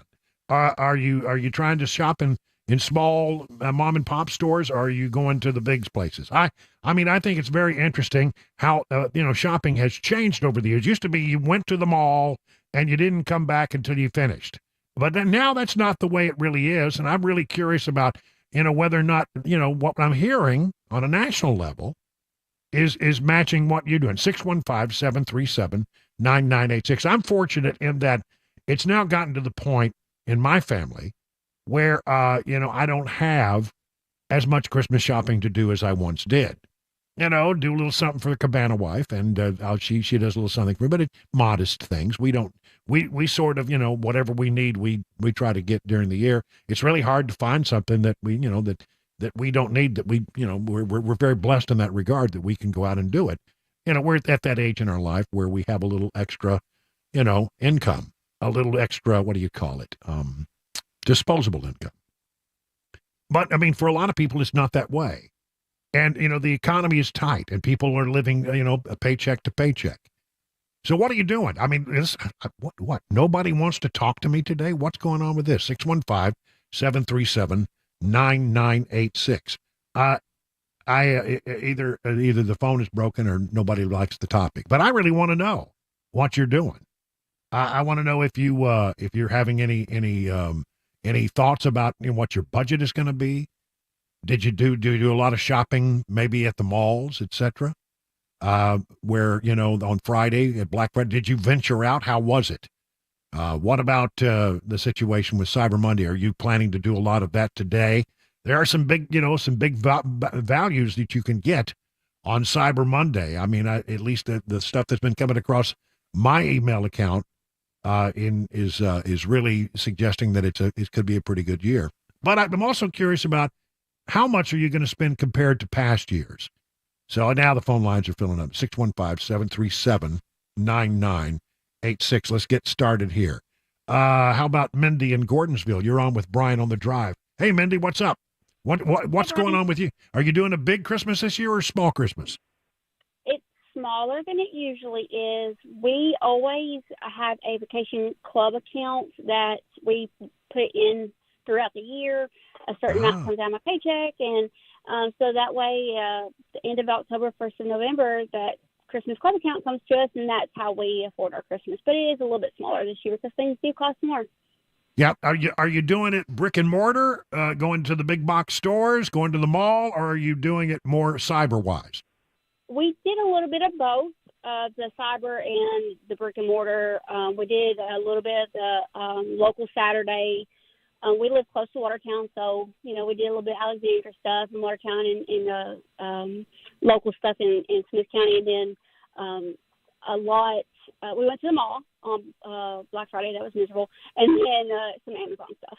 All right. Good deal. Nice mix there. Mindy, thanks for calling in. Appreciate it. Brian, out on the road.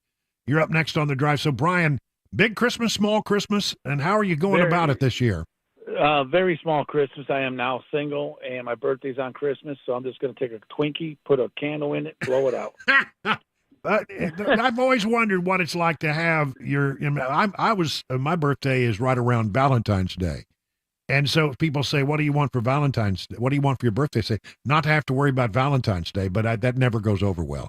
But how is it to have your birthday on Christmas? It's horrible. Everybody goes, here's your birthday, here's your Christmas gift. But I figured out I started doing that to them last year. So when my friend's birthday's in August, here's your birthday, here's Christmas. All right. And so now I don't have to do nothing for Christmas. There you go. All right, Brian, thank you for that. Wayne in Nashville, you're up next on the drive. So, Wayne, big box stores, you going to the mall, you're doing Cyber Monday. How's it working at your house? We try to stay away from the mall. We do a little mix, Walmart, Amazon. The big thing is with my grandkids and stuff, we try to just do adventures. We come up with things to kind of that doesn't involve just buying them presents. Make a memory. Yeah, I think I'm having a little trouble with your connection there, Wayne, but I think I got most of that. Thank you for the call, man. I really appreciate it. Ron in Sparta. Ron, you're up next on the drive. So, Ron, more? Big Christmas? Little Christmas? What's going on at your house? Hey. Hey, Brian, I'm single, live by myself. I'm the guy who has everything I need. If I want something, I go buy it myself. So this year, I'm going to Mexico for the month of January. That's what I'm treating myself to. Wow. All right. Well, listen, get a good tan. I'll try to. All right, man. All right, Nancy and Hermitage, you're up next on the drive. So, Nancy, tell me about your Christmas. How's it going this year? Have you got a lot of your stuff already bought, or are you just not buying much this year?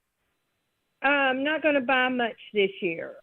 Things, big ticket items that were needed during the year, kind of just, this is Christmas. I've got family in Florida, northern Florida, southern Florida, and some friends in Louisiana. And Black Friday, I think, is history. There was a dozen cars in the parking lot. Nobody was fighting to get in the doors at daybreak. I think that's history. I think online shopping is, I guess, going to be the way of the future. With Bidenomics and everything, everybody just looks at each other, and it's going to be a sparse Christmas. All We're right. going to do more game playing with a prize present, things like that. Just getting together and enjoying family. I But think hey, I think the I think you last got it. I think you got it right there. It could be a hard candy Christmas, but you could still, live, create or follow up on traditions that you've had all those years. And like the last caller, I'm single. Anything I want, I buy it. No big problem. But if he needs somebody to go to Mexico for January, I'll go with him. All right, maybe. We'll see if we can hook you guys up. Thank you, Nancy. I appreciate it. Roger, Chapel Hill. Roger, you're on with Brian on the drive. So tell me about how you're doing Christmas this year, big or little? Little. I can't afford to buy nothing. Hell, Bidenomics put us in the hole a little bit, so we're going to have a hard candy Christmas. Well, listen.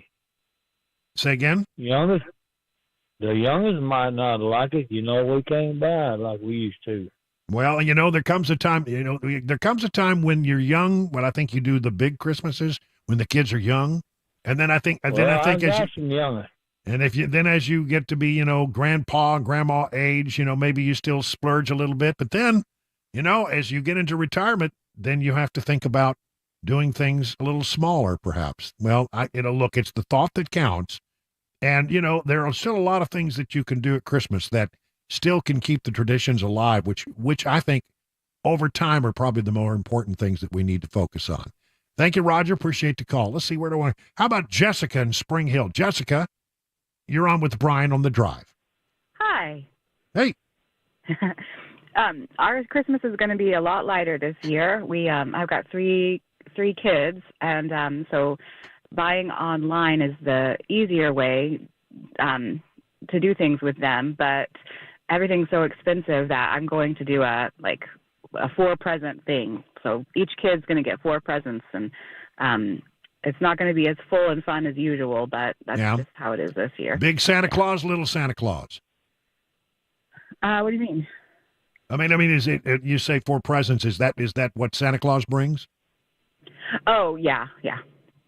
Okay, sounds good. I think we may have given something away there. I hope I didn't mess it up. All right, thank you for that, Jessica. I hope parents are not having to explain now. Glenn and Franklin, you're up next on the drive. What do you say, Glenn? Well, it's a threefold and kind of a medium Christmas. What we do is kind of shop online for sales throughout the year. At the end of Christmas sales, we get that for the grandkids. So that's one way, and then throughout the year. And then what we do is, like, for the grandkids, since we're old and all we have grandkids, is that we buy them, 1 or 2 presents, and then we put $100 in to a savings for their college. There you go. Now that's a good idea. For For their birthday and for their Christmas. Well, there you go. That adds up over a few. I mean, it really can add up, and that's a lovely gesture. So, Glenn, is it more a traditional brick and mortar stores, or are you doing more online? You want to fight the traffic and the stupid people, whatever. It's more online. Thank you, Amazon. All right. Thank you, Glenn. Appreciate that. I got time for one more here. Let's go to Tom, calling all the way in from Mississippi. Tom, tell me, is it going to be big Christmas, little Christmas, and how you going about it this year?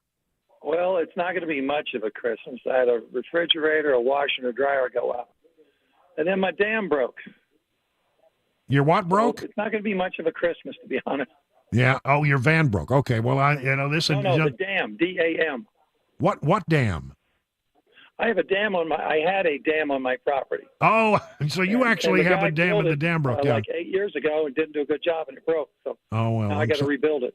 All right. Well, it sounds like you're gonna be out there with a bulldozer or something. Thank you, Tom, for the call. Appreciate it.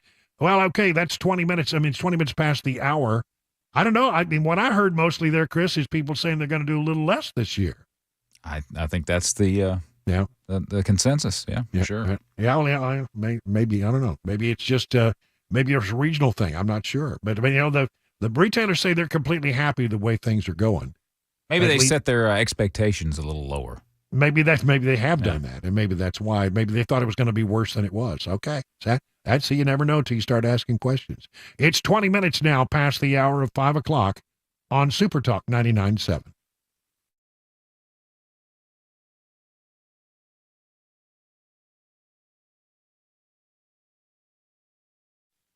You know, it can be a rough and tumble market, up one day, down the next. What about your retirement? How's your portfolio looking for retirement? The experts at Beacon Capital Management understand, well, it can be scary, but they have a plan to assess where you are and help you make any mid-course corrections that you might need. I mean, wouldn't it be great to have peace of mind that you're on the right path?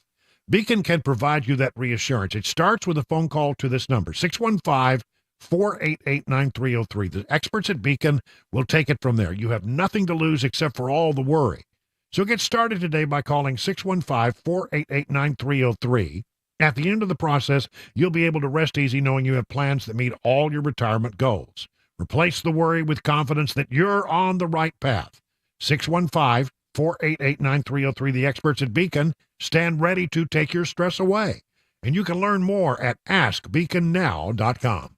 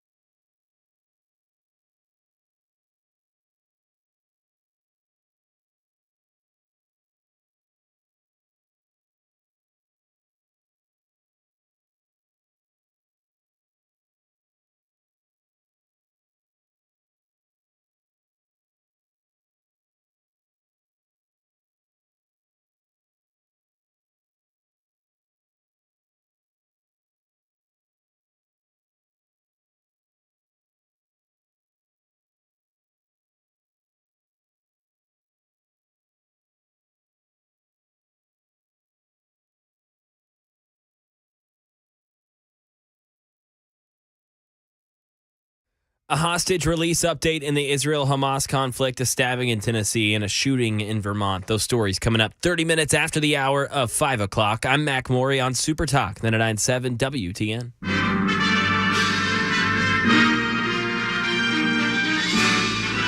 Spanning the globe to bring you the constant variety of sport, the thrill of victory, and the agony of defeat. It's time for Mac Morey's wide world of sports. And now here is the host of your program. You know him, you love him.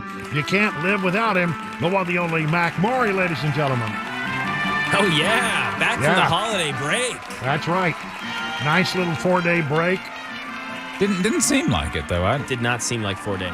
Well, it did to me. I enjoyed my 4 days. I did. I enjoyed it, but it seemed short. Really? Well, I mean, I know, Mac, that, this time of year, football gets really, really interesting. And I'm going to be honest with you, other than watching a little bit of I watched the Titans game, and I watched the Dallas Cowboy game just because I wanted to see Dolly Parton. And I did. And she was awesome. She was great. She was fantastic. 77 years old. Yes, so good. I know, and just nailed it. But I know there was a lot of other interesting stuff going on. So what are we going to talk about today? Yeah, you talk about those 4 days. There were football on all those 4 days. Yeah, so you knew what I was doing, eyes glued to the television. Maybe that's why I went by so quick, Weber. We just were watching too much football. It could be. Yeah, and looked away. Oh, and it's Monday morning. So we'll start with the Titans, though, here real quick. They won. That was a good. Good. And I thought that Levis looked pretty good. Yep, Levis looked solid, did what he was supposed to do, followed the game plan. I mean, 18 for 28, 185 yards, no touchdowns, but more importantly right now for Levis and his kind of high-flying style of play, no picks. He protected the football. Good. That's going to be a huge thing in Levis's early career, with a guy who just likes to throw it around the yard. And we want him to do that. We want him to feel comfortable doing that, but he's got to rein it in and know to throw it not to the opposite jerseys. And Derrick Henry, came alive a little bit, 76 yards on 18 carries, 2 touchdowns, and both of them were just touchdowns. I mean, just breaking tackles, just grit and grind. He just never stops churning those legs. It's so fun to watch him. And he was kind of opened up a little bit. And this was a win where you can kind of go at it both ways. You could say, well, if the Titans lose this, they maybe get a better draft position. You go, yeah, but if you also lose this, you lost to a 1-9 at the time Carolina Panthers team. This is the worst team in the NFL from a talent perspective, from a coaching perspective. They just fired their head coach this morning, Frank Reich, following that loss against the Titans. So this was kind of a morale win. This was the last game for the Titans' schedule that they'll be favored in. Every game from now on, they're going to be underdogs. So it was kind of good to get that needed win. Next week, they will be hosting division rival Indianapolis Colts. This is also their looking at the rest of their games of their 6 games left. This is the next game that's most likely to be a W for the Titans. So hoping they can kind of keep that momentum going. Okay, so I have to ask. Yep. Because I mean, again, I was out of pocket and couldn't watch a lot of the college games that I know were so good. Somebody tell me what happened at the end of the Alabama game, because I have not. I know, wasn't that something? I mean, everybody's, but nobody has had I've never had the chance to ask me what happened. I need to know. I didn't watch it. Unbelievable. So there's probably 2.5, 3 minutes left to go. Alabama's punting. They have a couple of timeouts. They're down 24-20. They've been down the majority of this game. Yeah. Auburn's getting the ball back. Just over 2 minutes ago. They're thinking, let's get a couple first downs here. We can run out the clock. We can end this game right here. Mm-hmm. They punt it. Auburn's punt return is over there, ball high flying. He fields it just for a second. Boom, muffs it on the ground. Bodies go, and an Alabama jersey ends up with it. So now Alabama's got the ball. All of a sudden, after a muffed punt, 2.5 minutes skip. The script is completely flipped now. Momentum in Bama's favor. Yeah. But Auburn's defense, as you watched, Weber, pulls through for a while. I mean, they force some stops. Clock is ticking down now to under a minute, and all of a sudden, a missed cue on a snap from Jalen Milroe's right shoulder goes over about 15 yards behind him, and all of a sudden... they had difficulty with that all day. All day. They could not get the communication. I guess Auburn Stadium, Jordan Air was just extremely loud, and that was just kind of rustling their feathers the whole game. But either way, a 3rd and 31 turns into a 4th and 31 with 30 seconds left to go. Wow. You have to get a touchdown to end the game, to get up, and he finds his time. He just stays in the pocket, and Miller throws a bullet in the corner of the end zone. It was fantastic. One outcome that gives Alabama the win in that play. That's it. I mean, it was just unbelievable I mean, he's still dancing around back there right now. Yeah, It seems like it was like, yeah. how long is this going to go on? We're not going to send anybody, put any pressure on him. I mean, he just stood there and stood there and stood there. But I'll give him credit. He made a heck of a throw. It was a perfect throw. It had to be in that one location. The receiver had to put his hands up at the right time. It was all perfect. And to Nick Saban's credit, he says they practice that play every Friday. Is that right? Wow. Yep, wow. Every Friday. So they were ready for that exact scenario and situation. And yeah, the Iron Bowl, that's obviously a historic rivalry. So for Bama to come out on top again, way to go. Yeah, huge deflating loss for Auburn. And I'll say this, it was funny because I'm a Georgia fan and not an Auburn fan, but CBS really did the Auburn fans dirty. They were showing all the fans crying and stuff like that after the touchdown. I mean, it was like, good grief, man. Come on. Cut him some slack. That's right. Guy with his head in his hands. Well, it sounds like it. I'm sorry. I mean, I love those things where there's a dramatic something that happens in the last seconds of the game. That's that. I'm sorry I missed it. It was dramatic, for sure. Yep. Yeah. All right. Well, now you have to put on your news hack. It's time for the news now on Super Talk 99.7, 530.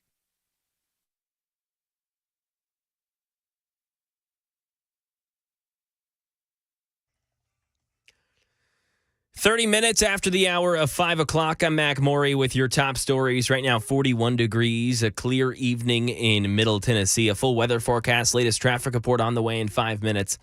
A new hostage release on the fourth day of the Israeli military's fragile truce with Hamas. 11 hostages released today. The ceasefire now expected to be extended over the next 2 days with yet more hostages set free. Matt Gutman in Tel Aviv. What's key here is that this has worked. It was about 7 hours late today, also very late on Saturday, but 4 days in a row, Israel and Hamas managed to execute a hostage release in exchange for that ceasefire. And it's the template, the test run for the next 2 days, we understand, of additional hostage releases and ceasefire. Israel also committing to release 3 Palestinian prisoners for each hostage released. And the White House confirmed that none of those hostages released today were Americans.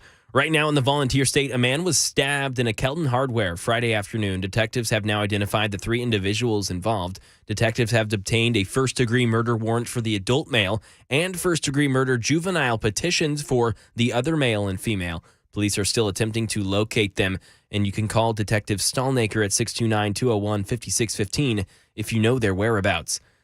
The young Palestinian men shot and wounded in Burlington, Vermont over the weekend were visiting for the holidays. Sherry Preston has more on what some of their family members are saying about the attack. Rich Price is the uncle of one of the 3 young men shot and wounded on Saturday night in Burlington, Vermont. His sister lives in the occupied West Bank, and the family thought for her son, Price's nephew, coming here would be safer, which is why he describes the attempted murder of his nephew and his friends as a tragic irony. To have them come stay with me for Thanksgiving and have something like this happen speaks to the level of hatred that exists in some corners of this country. The alleged gunman, Jason Eaton, has been charged with attempted murder. As of now, officials say they can't determine whether hate crimes charges are warranted. And that is the latest news. Weather's next. I'm Mac Maury, WTN News.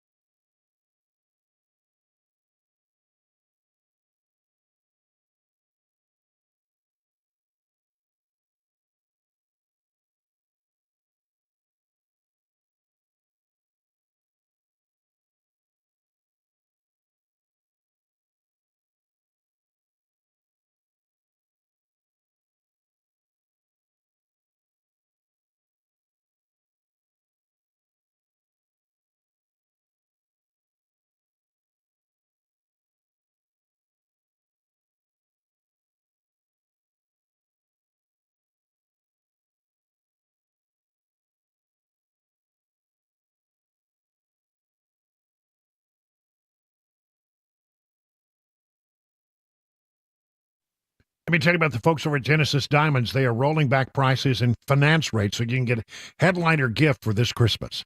Maybe it's that pair of diamond earrings or that new designer fashion bracelet or that dazzling 2-carat diamond ring. It's all more affordable because at Genesis, they've got special pricing across the board and zero interest financing for 5 years. So you can get that $3,000 diamond pendant and pay just $50 a month.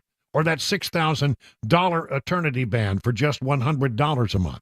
Everything's included in this amazing holiday offer. All GIA certified natural diamonds and all lab-grown diamonds, even our luxury pre-owned Rolex watches. Imagine that $15,000 Rolex for just $250 a month. You could even finance the sales tax. Don't let the talk of rising prices and high interest rates dampen your holiday spirit. At Genesis, they are lowering prices and taking interest rates down to zero. I mean, zero. That amazing gift they deserve and make money to go further this year at the Christmas time. Merry Christmas from Genesis Diamonds, Green Hills and Cool Springs on approved credit only.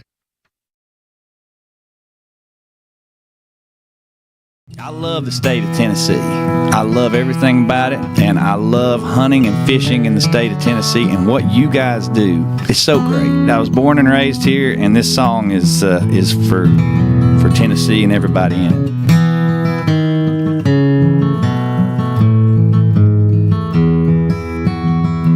Well, I have roamed across the land, and I have sailed deepest sea.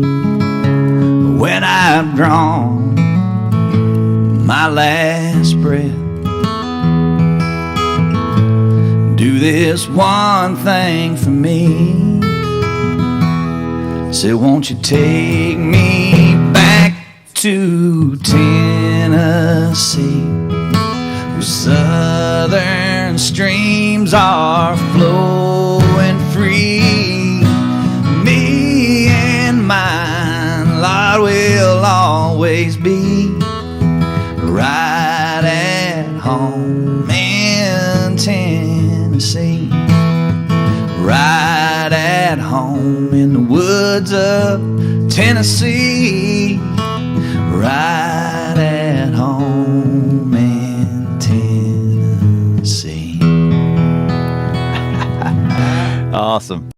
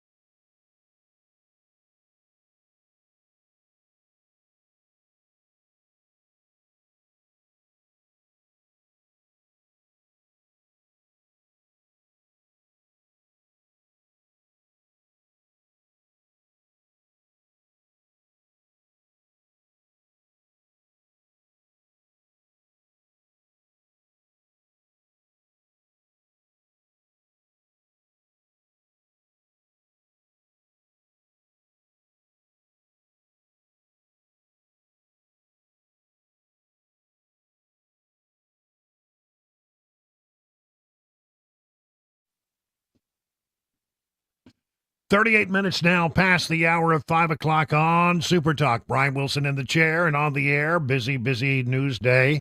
November 27th. Good evening. Hope you're getting home safely. Let's get you home safely and give you a little information along the way. We just had an interesting conversation, last hour with people about how they're doing.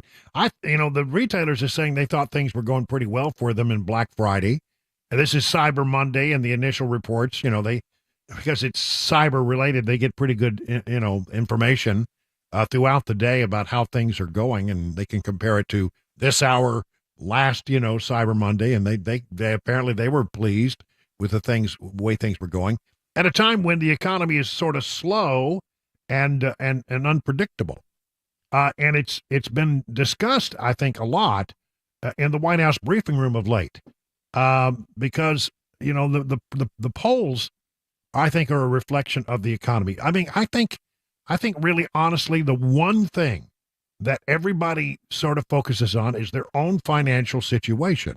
when they start thinking about politics. So questions are now trying to find their way, or are beginning to find their way into the White House briefing room, and Karine Jean-Pierre is having to ask some questions about that. And honestly, she doesn't have very good answers. Here is an example. Almost 3 years in office, inflation is up over 17% since President Biden came here. And you're saying that's still Trump's fault. Inflation is moderating because of the actions that this president has taken. Doesn't that mean that prices are going up slower? They're still high. It's going down. The prices are going down. If you look at for a perfect example, I mean, I just talked about last week how turkey prices, the cost for turkeys is going down, the cost for eggs is going down because of the actions that were taken. I just talked about supply chain and how that affects the economy, and that's because of the president's action that he's taken. And if you think about gas prices, it's down by $1.70 since its peak because of the actions that this president has taken. So we understand that people are still not feeling it. We get that. But doesn't mean that we're not going to continue to talk about it. Doesn't mean that the president at 2:00 is not going to talk about how he's lowering cost. Well, and Peter Doocy continued his line of questioning. But why do you think it is that when you say the economy is improving and President Biden says the economy is improving, that a majority of Americans outside of this building are not buying it? So here's the thing. When we walked into this administration, the economy was on a tailspin. That is the fact. Well, okay. She's blaming it on Trump. I don't know. Listen, they probably are cherry picking some economic data there. But here's what I think is the big mistake for this White House. It's that the perception of people today, if you go out there and you talk to people and, even people who are not particularly political, and you ask them the question, were you better off under Trump than you are under Biden? And the answer will be, I'm not better off today. I mean, the polls have shown this time and time again. People think that Biden has handled the economy not well, and that they had more money, they were more prosperous, and things in their economic situation were better during the Trump days. And the polls just are if it's true that things are starting to turn around. It's not being felt by the American people. I mean, she talks about prices being down. The fact of the matter, prices were up 17.6% since the time that Joe Biden took office. Prices are up. They're not down. And so, you can sit there and you can say it time and time again, the economy is turning around, the economy's turning around, the economy's turning around. But you know what? Unless you feel it at home, you don't buy it. And it takes a while for that perception to sort of sink in. I don't think the economy is better off. I think people will look at their situation now, and most people will say that they're not in better shape than they were back in the day when Donald Trump was president and unemployment was low and people were making good money and it was a prosperous time for a lot of people. It's why I think so many black Americans are now considering not voting for Joe Biden, because they remember unemployment was at an all-time low for black people. When Donald Trump, well, not seen since the 50s at least. You haven't seen black unemployment that low since the 50s. But when Donald Trump was in office, it was good. And now they look at their situation under Biden and who they all voted for, and they're sort of having a lot of voter regret about that. And you would think with the way these polls are going and all of that they might be considering making some changes in their strategy. And maybe they wouldn't keep talking about Bidenomics because, that's not resonating with a lot of people, according to the polls. But they're not. And I suspect if we polled the room, many of us would probably ask some version of the following question. Okay. Given the president's sagging poll numbers and the fact that he is currently placing behind any Republican opponent, has there been any talk in this White House about a change in strategy or staffing going forward in reflection of those numbers to continue to show him underwater? No. Okay. Just keep on doing what you're doing. It works for me. I mean, I don't like what it's doing for the economy, but I mean, it works from a political standpoint for conservatives. Just keep rocking right along with that great strategy you got going there, Joe. You know, over at CNBC, even though it's the last three letters are NBC, CNBC looks at things from a business standpoint, and perhaps, well, I know they are much more conservative over there at CNBC than they are at MSNBC.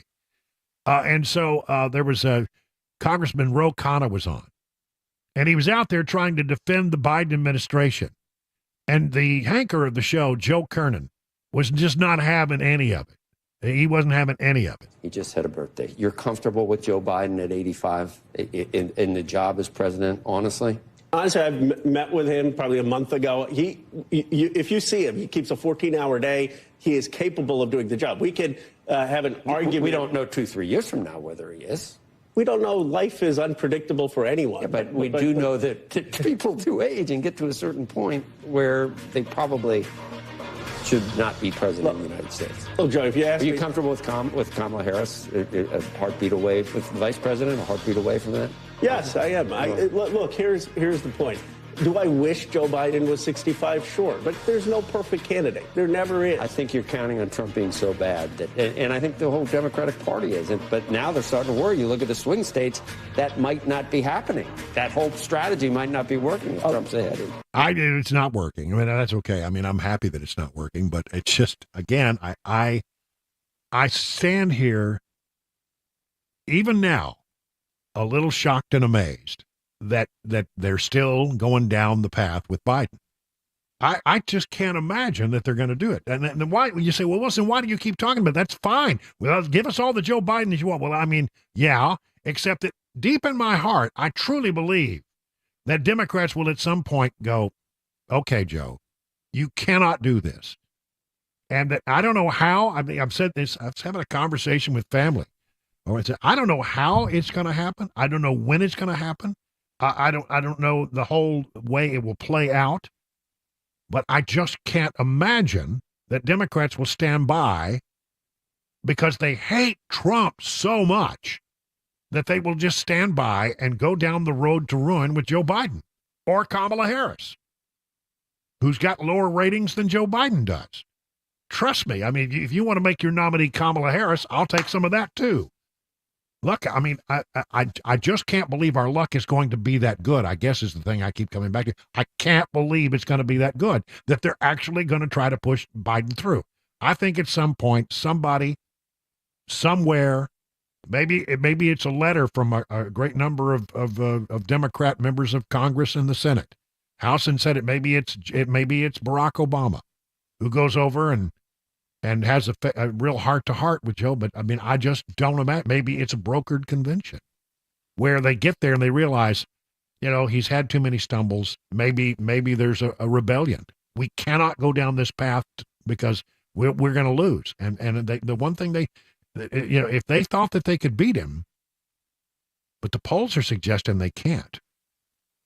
And the polls are growing each and every day, as are the calls for Democrats to do something about this. There's this. Over 20 million immigrants are set to vote in 2024. This is from townhall.com. Since the 2020 election, several lawmakers have sounded the alarm that migrants may be voting in U.S. elections illegally. The worries are again ramping up as the 2024 presidential election nears the corner. According to an analysis from a left-wing American Immigration Council, more than 23 million immigrants are set to vote in the upcoming election, revealing the electoral power of the United States' annual importation of more than 1 million immigrants that has given to naturalized citizenship. As more immigrants naturalize and become eligible to vote, they continue to gain political power. The number of immigrant voters is only projected to rise in the next decade, and in some states, foreign-born voters are already capable of deciding elections. The analysis indicates that foreign-born eligible voters will account for about 1 in 10 of all eligible voters in 2024. Now some of these are people who came here as immigrants but have followed the process and have become citizens. People who are brought into this country illegally do not have technically that pathway to citizenship. And so the question is, can they find their way to the voting booth anyway? A lot of people are very concerned about that. And how do you then challenge somebody on election day? I'm not quite sure you're an American citizen, my friend. Well, you know, that's difficult. If they show up and they have some paperwork and they want to vote, I have a feeling in a lot of places Democrats will let them vote. We'll see how it goes. It's now 50 minutes past the hour of 5 o'clock on Super Talk 99.7 WTN.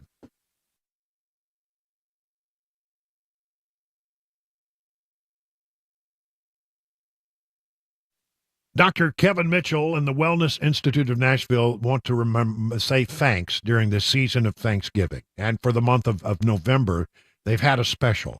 Now, if you've been thinking about going to the Wellness Institute of Nashville, and you say, well, I don't know, look, there's not going to be any better time. There's just a few days left to take advantage of this 2023 special. Now, the 2023 special is amazing in its own rights. But now you can do 2 for 1. 2 new patient appointments for $23. Now, that's 2 exams, 2 x-rays, 2 treatments for you and your spouse, you and a friend, you and a family member, you and some random person you met in the park. I mean, anybody, as long as you show up at the same time for your appointments, it works. It's fine. It's a great deal. You know, if you and someone in your life has tingling, numbness, weakness, back pain, you've heard the term disc bulging or disc herniation, spinal stenosis. There are many therapies at the Wellness Institute of Nashville that can help you, including non-surgical spinal decompression, which is an amazing thing. If you're losing quality of life, you're not able to do the things that once you could do because of your back pain or knee pain, take advantage of Wellness Institute's 2 new patient exams, x-rays, treatments for $23. That's right, $23 for 2 people. Just call to set your appointment. You got to do it at the same time. 615-246-5009. Again, 615-246-5009. Learn more at painisbad.com. Hey folks, Paul Winkler here. When we get to retirement, what do we want to do? We want to go and kick back, right? But we also want to take an income from our investment portfolios. And there are a lot of common myths that I hear about how do you take an income from an investment portfolio. One is that people will get into, this was really big a few years ago, really big, real estate investment trust. Now, real estate gets rented and it kicks off an income, and then you have some kind of dividend that's paid, and because the REIT has to pay out most of the dividend, it's a great way to take income in retirement. But what happens, like what happened recently, when all of a sudden the properties go unrented? What happens to your income? Bye-bye, it's gone. Another thing that I see is this. People buy stocks or stock mutual funds that are dividend paying. And what we'll do is we'll live off the dividends. Well, what is the dividend? It's part of the earnings of the company. So you got the earnings of the company, right? And then what happens is the company may pay out some of the dividend, and they call that a dividend when they pay it out, or they may retain some of it, and it's called retained earnings. Well, the problem is this. What if the company's earnings go down? Just like the real estate investment trust up here, what if the earnings go down? What happens to your dividend? It goes away. All of a sudden, it's bye-bye to your retirement income. So what do we want to do? We want to diversify way better. If you look at the academic research on investing and how to take income from a portfolio, quite often what it is saying, okay, I'm going to have some money in various asset classes. Large companies, small companies, value companies, growth companies, international companies, short-term bonds and intermediate bonds, and so on and so forth. And what I do is I look at these different areas of the market, and they have a historic return. And what happens if the portfolio does this area of the market does better than this one? Well, in that particular year, I'm going to take income from this part of the portfolio. Then the next year, maybe this area does better than everything else. I'll take income from there. So what I'm doing is diversifying, which is an age-old concept. I mean, good grief, Nobel Prize winning concept of investing. And I actually apply it to taking income from a portfolio. So why is it that we often see this kind of stuff? It's because of the fees and the commissions and all of the incentives to sell you things that maybe aren't in your best interest. And a lot of advisors, you look at it, they aren't held to a fiduciary standard. In other words, they don't have to keep your best interest first. Paul Winkler, Inc., we hold ourselves voluntarily to that standard, and we actually disclose it in our disclosure brochures. So if you want to know more about what we do and learn more and educate along the way, go to paulwinkler.com. Set up a free 15-minute phone call so that you can learn more, become an educated investor. First step is easy. paulwinkler.com, free 15-minute phone call, and get started ASAP, because you can't afford to wait. You've got to make sure you get this right. You don't get a second shot.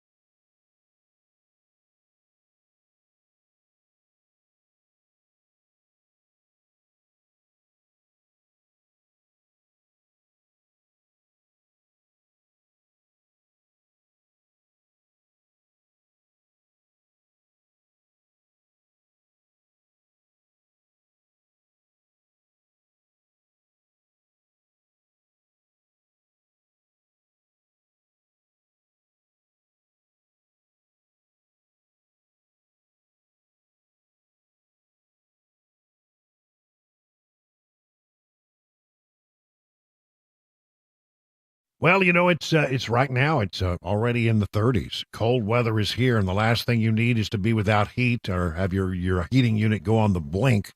If that happens to you, call the folks I trust, Busy Bee Plumbing, Heating, and Cooling, your official Rude Pro partner. Listen, I think the way you avoid having these things go on the brink is, or on the blink rather, is that you do a little preventative maintenance. And that's what the Beehive Club is all about. You start with as little as $99, and for that, you'll get 3 thorough maintenance services on all your systems, one aimed at heating, one aimed at cooling, one aimed at plumbing. No overtime charges 24/7 and 10% off all repairs. Now, Busy Bee Plumbing, Heating, and Cooling is your official Rude Pro partner. And if you ever have anything that you feel like something didn't go quite right, all you got to do is call the number 615-775-7833 and ask for William or Brandon. They'll get on the phone and they will straighten it out. I'm telling you, good people, and I've had great experiences with the folks at Busy Bee when they come to the house, and they've been here several times. For satisfaction guaranteed, call Busy Bee Plumbing, Heating, and Cooling, 615-775-7833, online at busybehvac.com.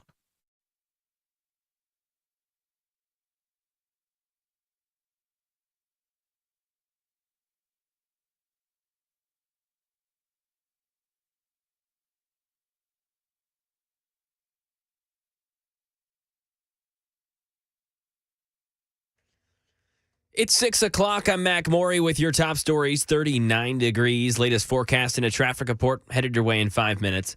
A new hostage release on the 4th day of the Israeli military's fragile truce with Hamas. 11 hostages released today. The ceasefire now expected to be extended over the next 2 days with yet more hostages set free. Matt Gutman in Tel Aviv with more. At some point, Hamas is going to say they can't give up any more hostages. They have refused so far to release men or women of fighting age. There are still probably around 150 left in the hands of Hamas and other groups in Gaza at this point. So the question is, what happens when it's over? And Israeli security officials have been telling me that as soon as this deal is over, they're not going to ramp up gradually to the war. They're going to do it immediately and ferociously. It's going to be full on in Gaza once again. And of those hostages, the White House confirmed today that none are American. Some crime in Tennessee. Channel 4 says that a 3-year-old child was left home alone and the 23-year-old mother is now in custody because of it. Malaysia Madave got home from a before having to go retrieve her wallet. In that time, the child walked about a mile away from the house on Foxwood Drive until an officer found the child with no shoes on and wearing pajamas. Madave was arrested on a child neglect charge and remains in custody on a $5,000 bond. And right now in Tennessee, State Senate Majority Leader Jack Johnson tells WTN's Nashville's Morning News he's excited to sponsor Governor Lee's soon-to-be-unveiled school voucher expansion plan. Different kids have different types of learning needs, and ultimately the person who should be deciding what is best for a child is the parent. So that's why we're going to call these Education Freedom Scholarships, because it is, in fact, going to give freedom to these parents to be able to choose the education that is best for their child. And we expect to get more details when Lee makes a formal announcement tomorrow. And New Year's plans in Nashville. This year's party and festivities will have a tribute to hip-hop music called Music City Hip Hop 50. Music City Mayor Freddie O'Connell will play and mix a 10-minute DJ set at the Bicentennial Capitol Mall State Park celebration. He has a music degree. He says he's looking forward to the challenge. That's the latest news. Weather's next. I'm Mac Maury, WTN News.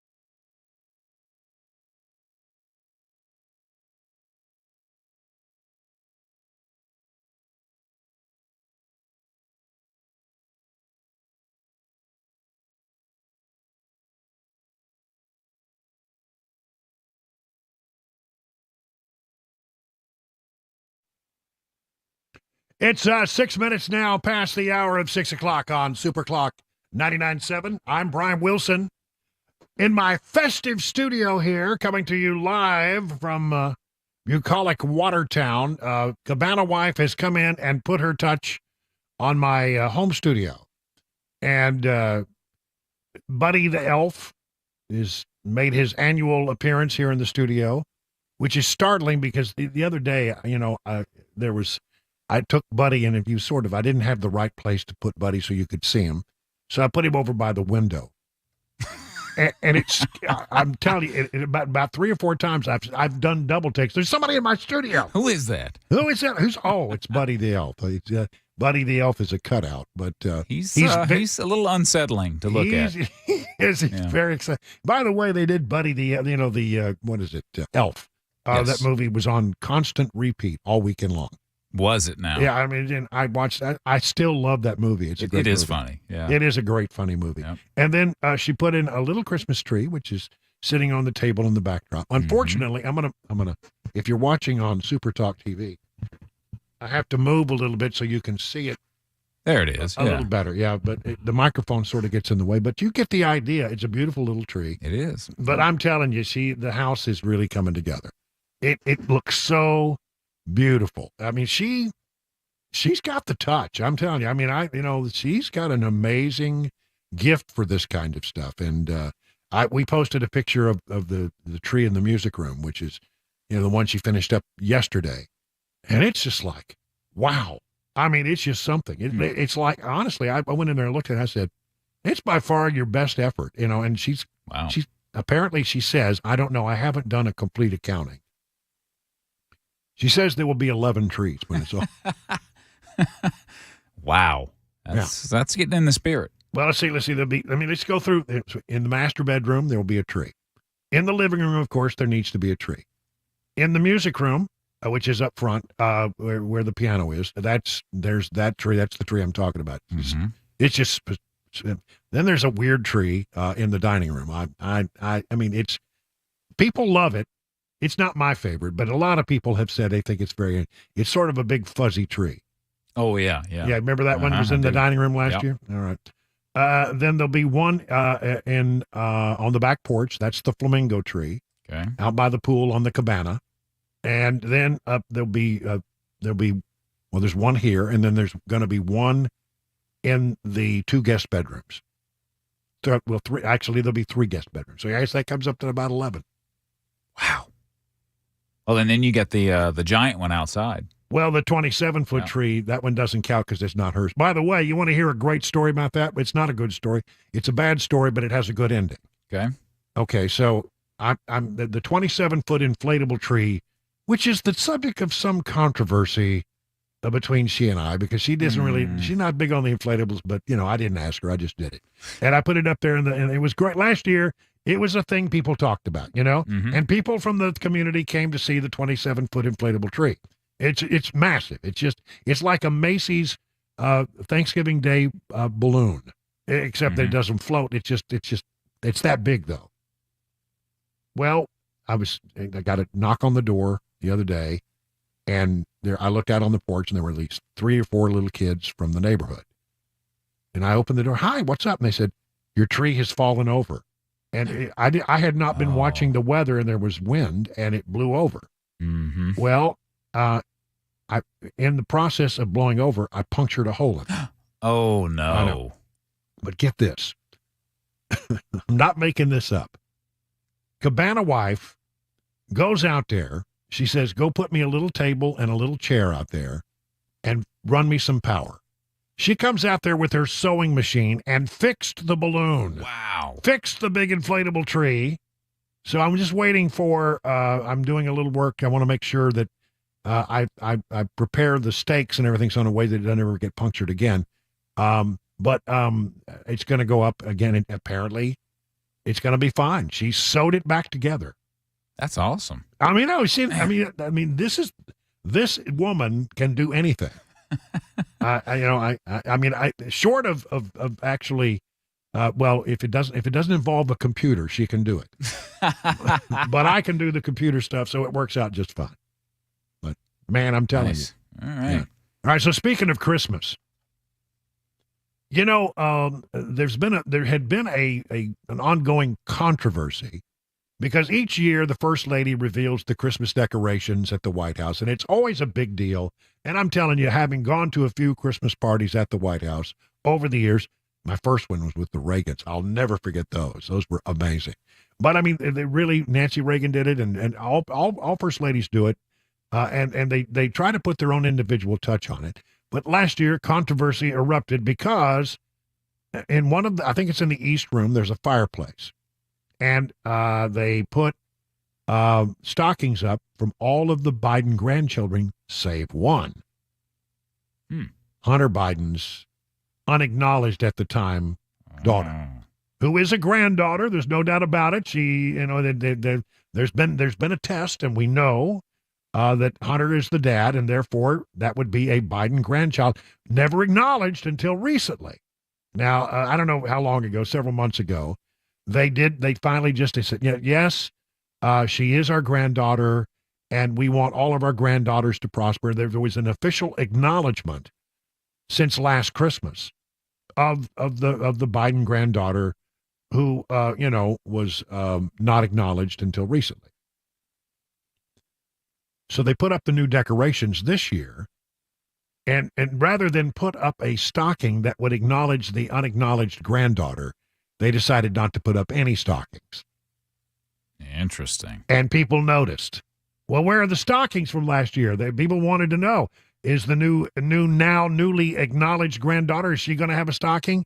Rather than do that, they decided that no stockings would be hung by the chimney with care. That just, well, that poor girl, I feel sorry for her. She should be acknowledged.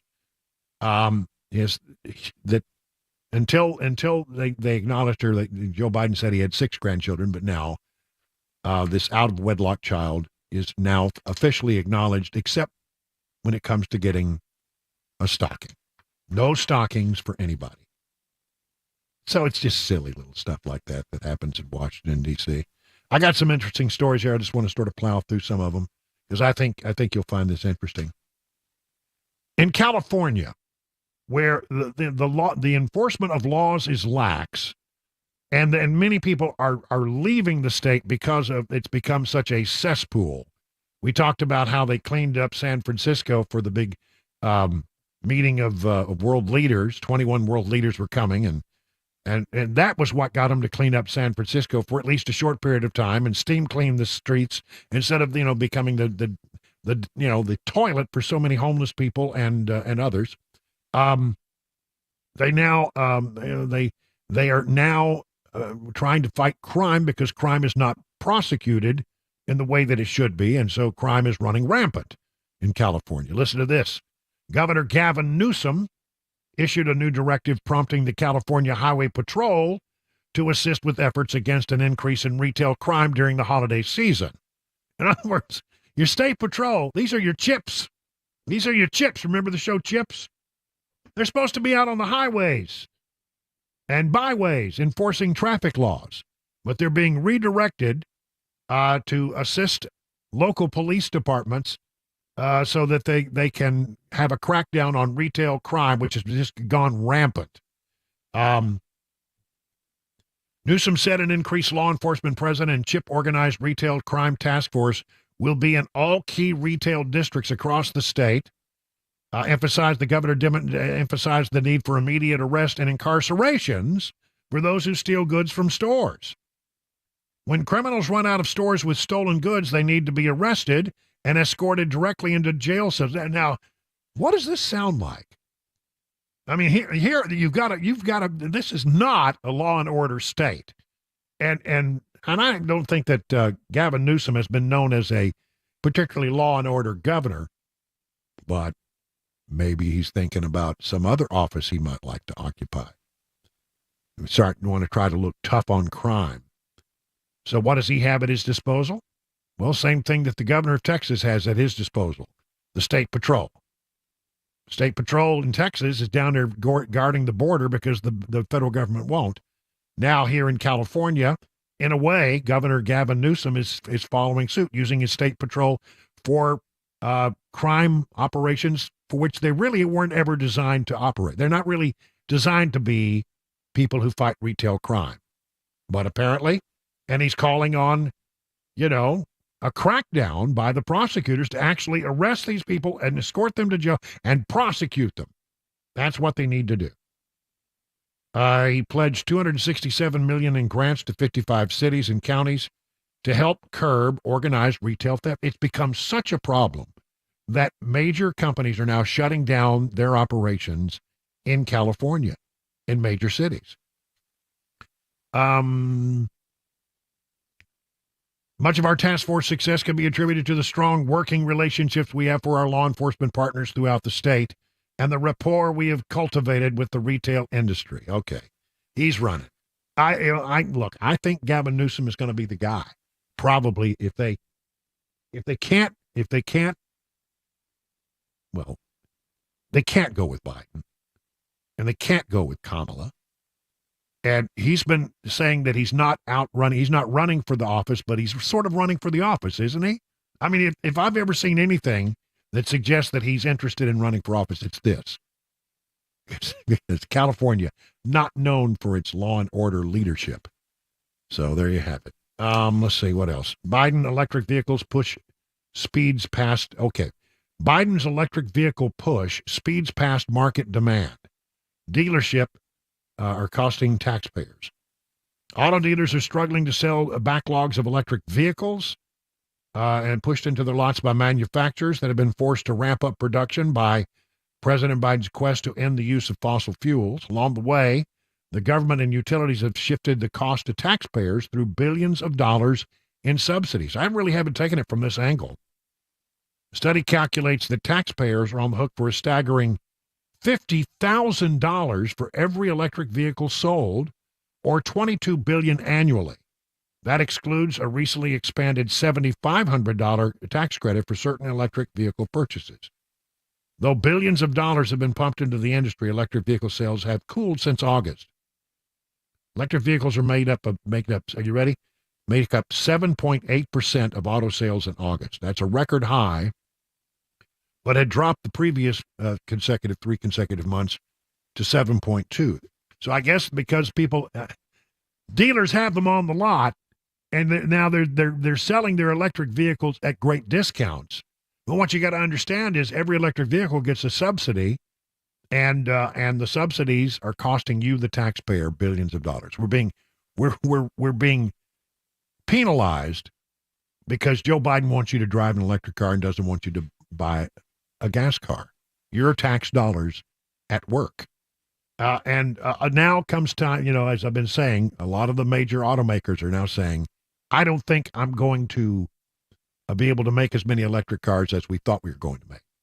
And they're talking about pulling back on their electric EV plans. And so far, Blue Oval City, as far as I know, has not been mentioned among those, but others have. And it sounds like as we go forward, that the car dealers have come to the realization that even with these tax subsidies, they can't make money with electric cars because there aren't enough people who want them. 20 minutes now past the hour of 6 o'clock on Super Talk.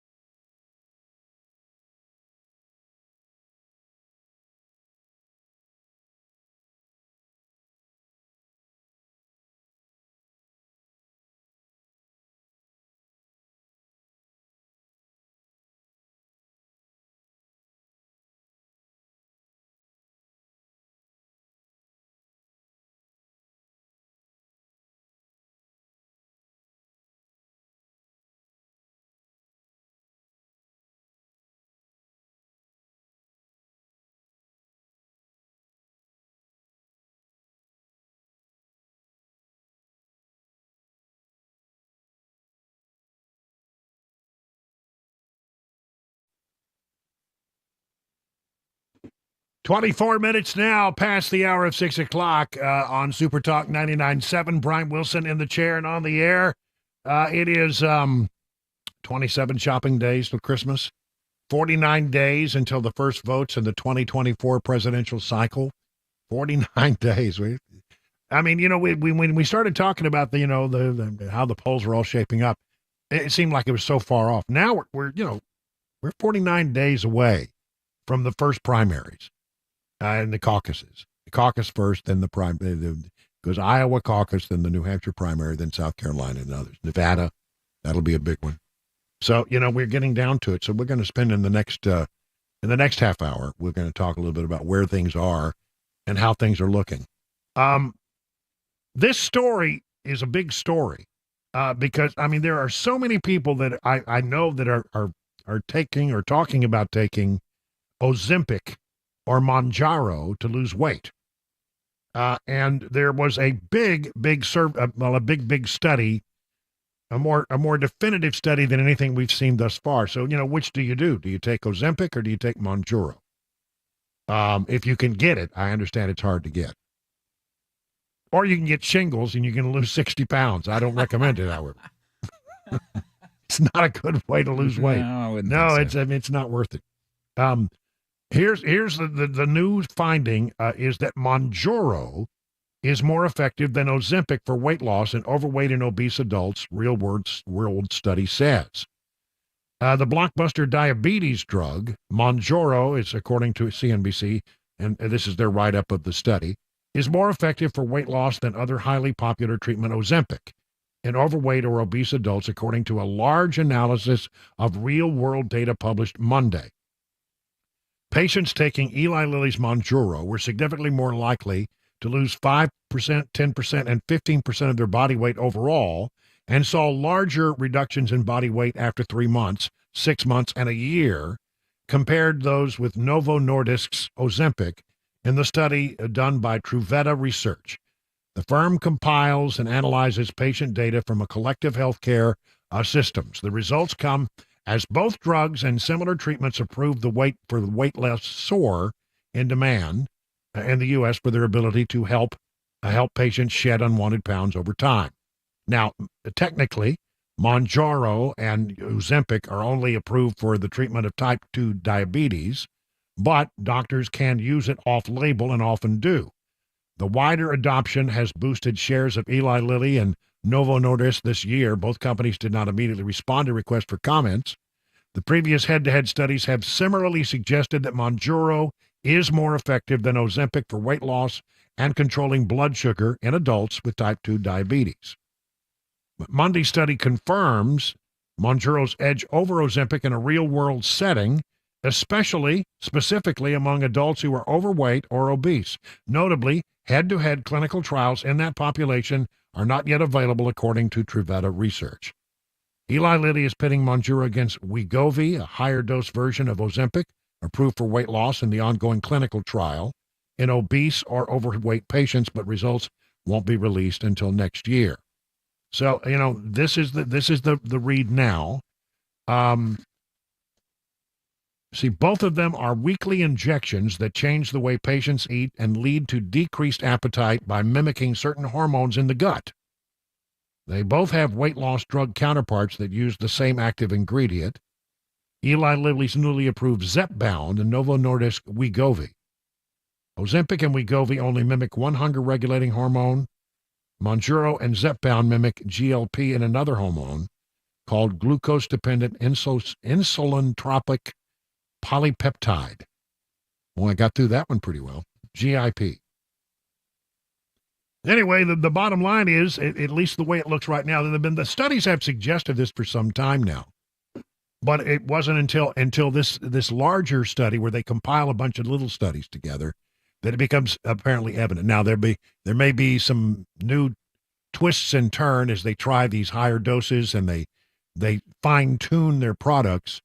But right now, if you're deciding whether to take Mounjaro or Ozempic, the study suggests that Mounjaro is the better option if the people have had better results. I got no dog in this fight. But I know a lot. I mean, everybody I know is talking about, well, have you tried the Ozempic? Have you tried the Mounjaro? And what I hear most from people is you can't get it. It's hard to get. The biggest delivery business in the U.S. is no longer UPS or FedEx. How about that? Amazon is now the biggest delivery business in the continental United States. They delivered more packages to U.S. homes in 2022 than UPS after eclipsing FedEx in 2020. And it's on track to widen the gap this year, according to internal Amazon data and people familiar with the matter. This, according to the Wall Street Journal. The U.S. Postal Service is still the biggest parcel service by volume. It handles hundreds of millions of packages for all three companies. But Amazon has sort of overtaken UPS and FedEx as the biggest delivery company in the country. And it's been coming to my house a lot lately. Same. Yeah. 6:30 now on Super Talk 99.7.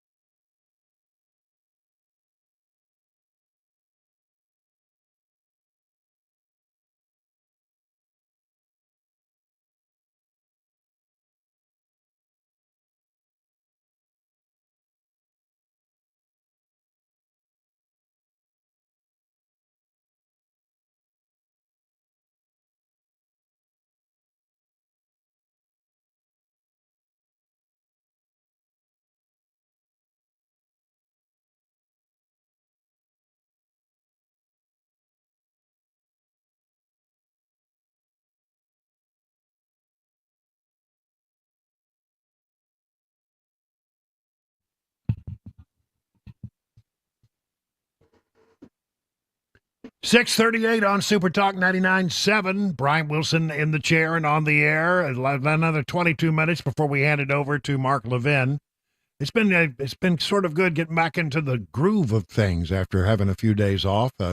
I listened to some of the best of while I was driving back from Birmingham to see my family down there, and they were all gathered down there, and I loved the turkey and the straw. Yeah, you like that, huh? Yeah, I like that. I thought Put a little flair in there. Yeah, we did the best of, and every time you would play a segment, you would play turkey in the straw, turkey in the hay. It was like, okay. I didn't think I was ever going to get it out of my head. There's not many turkey songs. I mean, where do you go for a turkey song? Yeah. So there you go. Anyway, it was. We're back though, and in the chair for a while. I don't see us going anywhere till after the holidays. So let's buckle up and do some. Since it's only 49 days till the first voting takes place in the 2024 primary and caucus cycle, let's do a 2024 update. And again, I don't know how to say this any other way. Things are really looking rocky for Joe Biden, which, as a Republican and as a conservative, I'm okay with that. I'm not upset with it, but I'm just shocked that Democrats are letting this thing deteriorate so far without trying to do something about it, because they, the way things are starting to shape up, it's going to be a shellacking. Now, again, it's a long way off, and who knows what will happen between now and then, but Joe Biden is still going to be old, and Kamala Harris is still going to be not that bright, and I don't see anything in that particular matchup that helps Democrats. And so, again, when is the other shoe going to drop here is I guess what I'm saying. I expect that it will take place. I just don't know exactly how or when. From Politico, remember, Politico leans a little left most of the time. So I look at this as sort of Democrats talking among themselves, and we're eavesdropping, okay? President Joe Biden's poll numbers keep getting worse. November started with the New York Times Siena College poll showing Trump ahead in 4 of the 6 swing states, but more indicators of Biden's electoral peril soon followed. The president's standing in head-to-head matchups with Trump is falling. Among the latest surveys this month from 13 separate pollsters, this is what I've been telling you, Biden's position is worse from their previous polls in all but 2 of them. So there are 11 where things don't look good for Biden, and there's 2 where he's, just barely eking one out. I've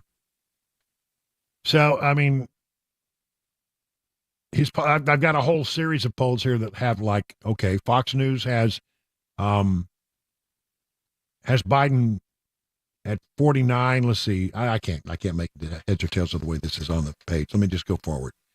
Polls suggest most of the movement comes from voters abandoning Biden, who might become undecided but not swing to supporting Trump.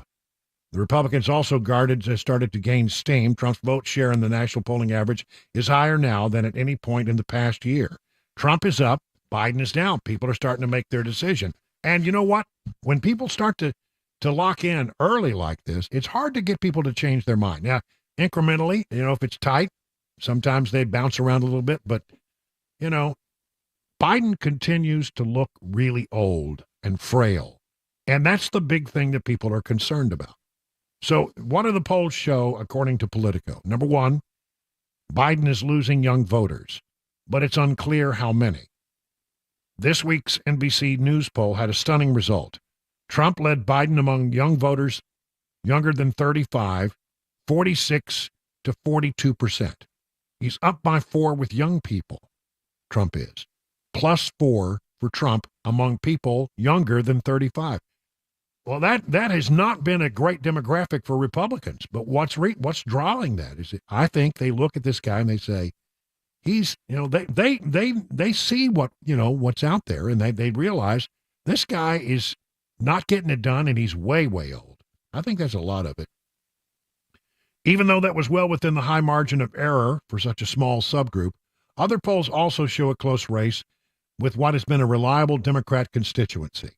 Biden only had single-digit leads among voters 18 to 34 in this morning consult poll this month. Fox News had Biden up 7 in that particular demographic, but Trump led Biden in all 4 polls among all voters. So he's got the really, really young in some of the polls, but when you look at the total demographics, all demographics, Trump is winning. What else? Okay, young voters, that's one area of concern. Biden's approval ratings are headed downward while Trump's vote share is spiking. Biden's sagging margins against Trump are one thing, but there are 2 other trend lines under the hood of these polls that spell trouble for the incumbent. First is approval ratings, already historically low for a president at this point in his first term. Then they've been ticking down. The momentum and the direction of the polls, this is what I'd always tell you, don't look at the poll, but look at the trend. The trend is down for Biden. Biden's approval rating dipped to 38% in 538's average earlier this month, the lowest since July of 2022. Similarly, when Biden hit 40% in Real Clear Politics average this month, it was the lowest reading since August of 22. Meanwhile, Trump's numbers are rising. Dating back a little more than a year, Real Clear Politics has Trump's hovering around 42 and 46%, but Trump did break 46% for the first time earlier this month. So his numbers are up, Biden's numbers are down. It's not just the Middle East political rights, it's the fact that Biden's been slipping in the polls for months. It's a common thing to do to try to attribute any change in a president's poll numbers to recent news events, such as Israel's war with Hamas. But for Biden, the reality is a little more complicated. 538's average shows a fairly steady decline in Biden's approval dating back to May. What happened in May?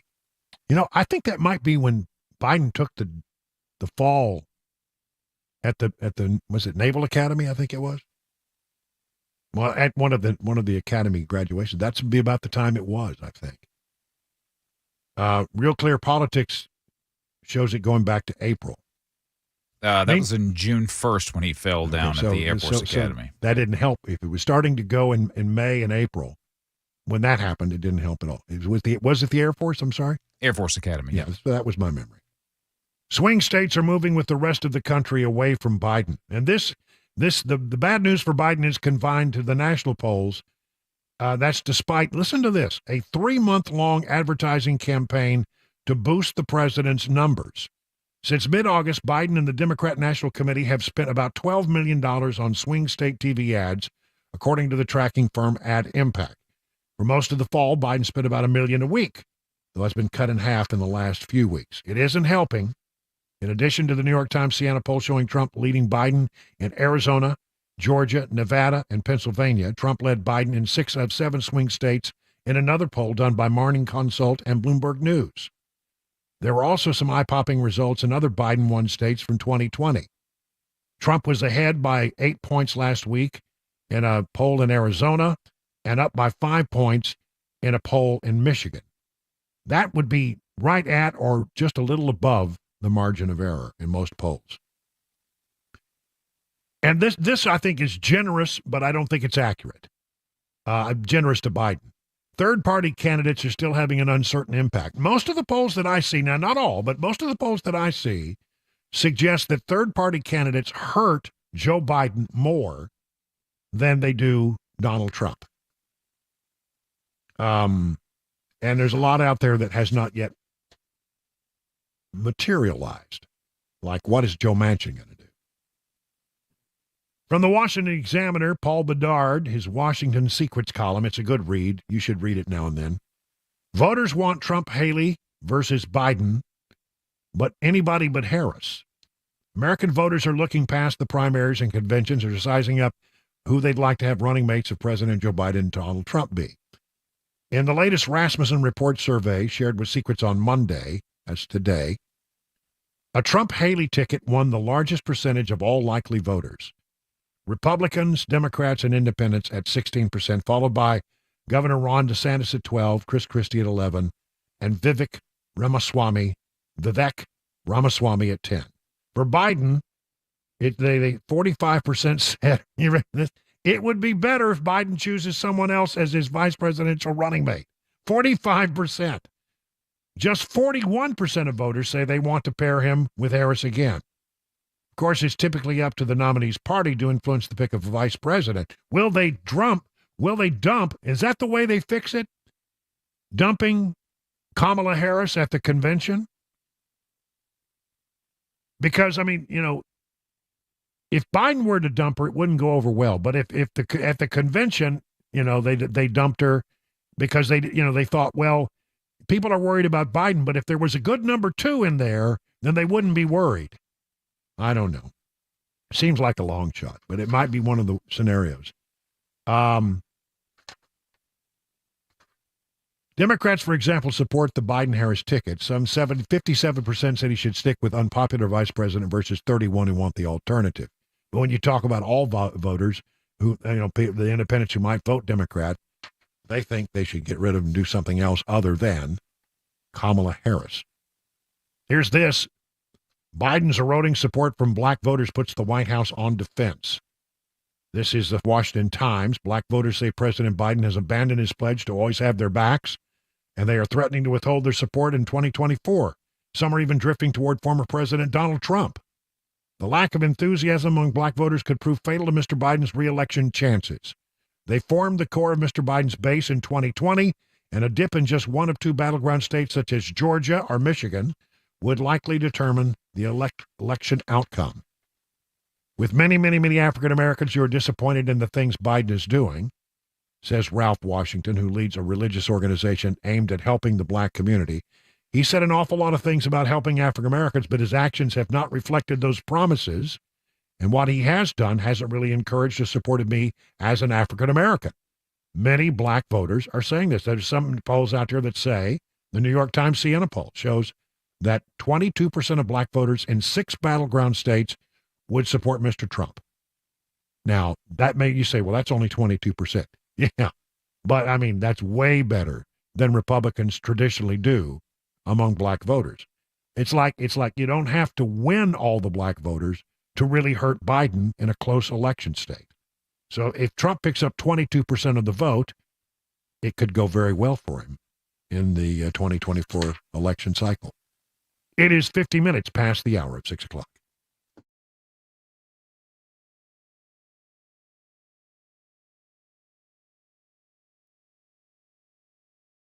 We've told you before, Grace Point delivers medicine affordably with menu-style transparent pricing, so you know how much it will cost before the care is delivered. They have smart care plans, just $69 a month, so you can get unlimited office visits. I said unlimited office visits and free basic labs for the entire year. And because they treat the whole family, even newborns, they offer family plans as well. Now, if you were to marry one of these smart care plans with a high deductible insurance plan that you may have, it could save you and your family hundreds of dollars. At Grace Point, they take their time with each patient. They see you the same or next day. There are no long wait times or crowded wait rooms, and they treat naturally whenever possible. It is also, this is important, a military vet-owned practice. Just some of the reasons why it's been voted the best primary care provider by Toast of Music City year after year after year. And Grace Point wants you to know they can do COVID testing and treatment. So if you think you might have COVID, get tested. And if you do have COVID, they've got some treatments that can get you back on your feet as soon as possible. Grace Point Healthcare on Main Street in Franklin. Call this number, 599-6868. That's 599-6868 to schedule a visit. Hey folks, Paul Winkler here. When we get to retirement, what do we want to do? We want to go and kick back, right? But we also want to take an income from our investment portfolios. And there are a lot of common myths that I hear about how do you take an income from an investment portfolio. One is that people will get into, this was really big a few years ago, really big, real estate investment trust. Now, real estate gets rented and it kicks off an income, and then you have some kind of dividend that's paid, and because the REIT has to pay out most of the dividend, it's a great way to take income in retirement. But what happens, like what happened recently, when all of a sudden the properties go unrented? What happens to your income? Bye-bye, it's gone. Another thing that I see is this: people buy stocks or stock mutual funds that are dividend paying, and what we'll do is we'll live off the dividends. Well, what is the dividend? It's part of the earnings of the company. So you got the earnings of the company, right? And then what happens is the company may pay out some of the dividend and they call that a dividend when they pay it out, or they may retain some of it, and it's called retained earnings. Well, the problem is this. What if the company's earnings go down? Just like the real estate investment trust up here, what if the earnings go down? What happens to your dividend? It goes away. All of a sudden, it's bye-bye to your retirement income. So what do we want to do? We want to diversify way better. If you look at the academic research on investing and how to take income from a portfolio, quite often what it is saying, okay, I'm going to have some money in various asset classes. Large companies, small companies, value companies, growth companies, international companies, short-term bonds and intermediate bonds, and so on and so forth. And what I do is I look at these different areas of the market, and they have a historic return. And what happens if the portfolio does this area of the market does better than this one? Well, in that particular year, I'm going to take income from this part of the portfolio. Then the next year, maybe this area does better than everything else. I'll take income from there. So what I'm doing is diversifying, which is an age-old concept. I mean, good grief, Nobel Prize winning concept of investing. And I actually apply it to taking income from a portfolio. So why is it that we often see this kind of stuff? It's because of the fees and the commissions and all of the incentives to sell you things that maybe aren't in your best interest. And a lot of advisors, you look at it, they aren't held to a fiduciary standard. In other words, they don't have to keep your best interest first. Paul Winkler, Inc., we hold ourselves voluntarily to that standard, and we actually disclose it in our disclosure brochures. So if you want to know more about what we do and learn more and educate along the way, go to paulwinkler.com. Set up a free 15-minute phone call so that you can learn more, become an educated investor. First step is easy. paulwinkler.com. Free 15-minute phone call. Don't get go started through the long process of ripping out and replacing concrete. Call USS at 615-488-7855. As always, tell them Dan Mandis told you to reach out. 615-488-7855. Homeowners Trust USS. Find out why. You can find them online, USSTN.com, United Structural Systems. Hey friends, Matt Murphy here. Tired of the same old investing shows? Check out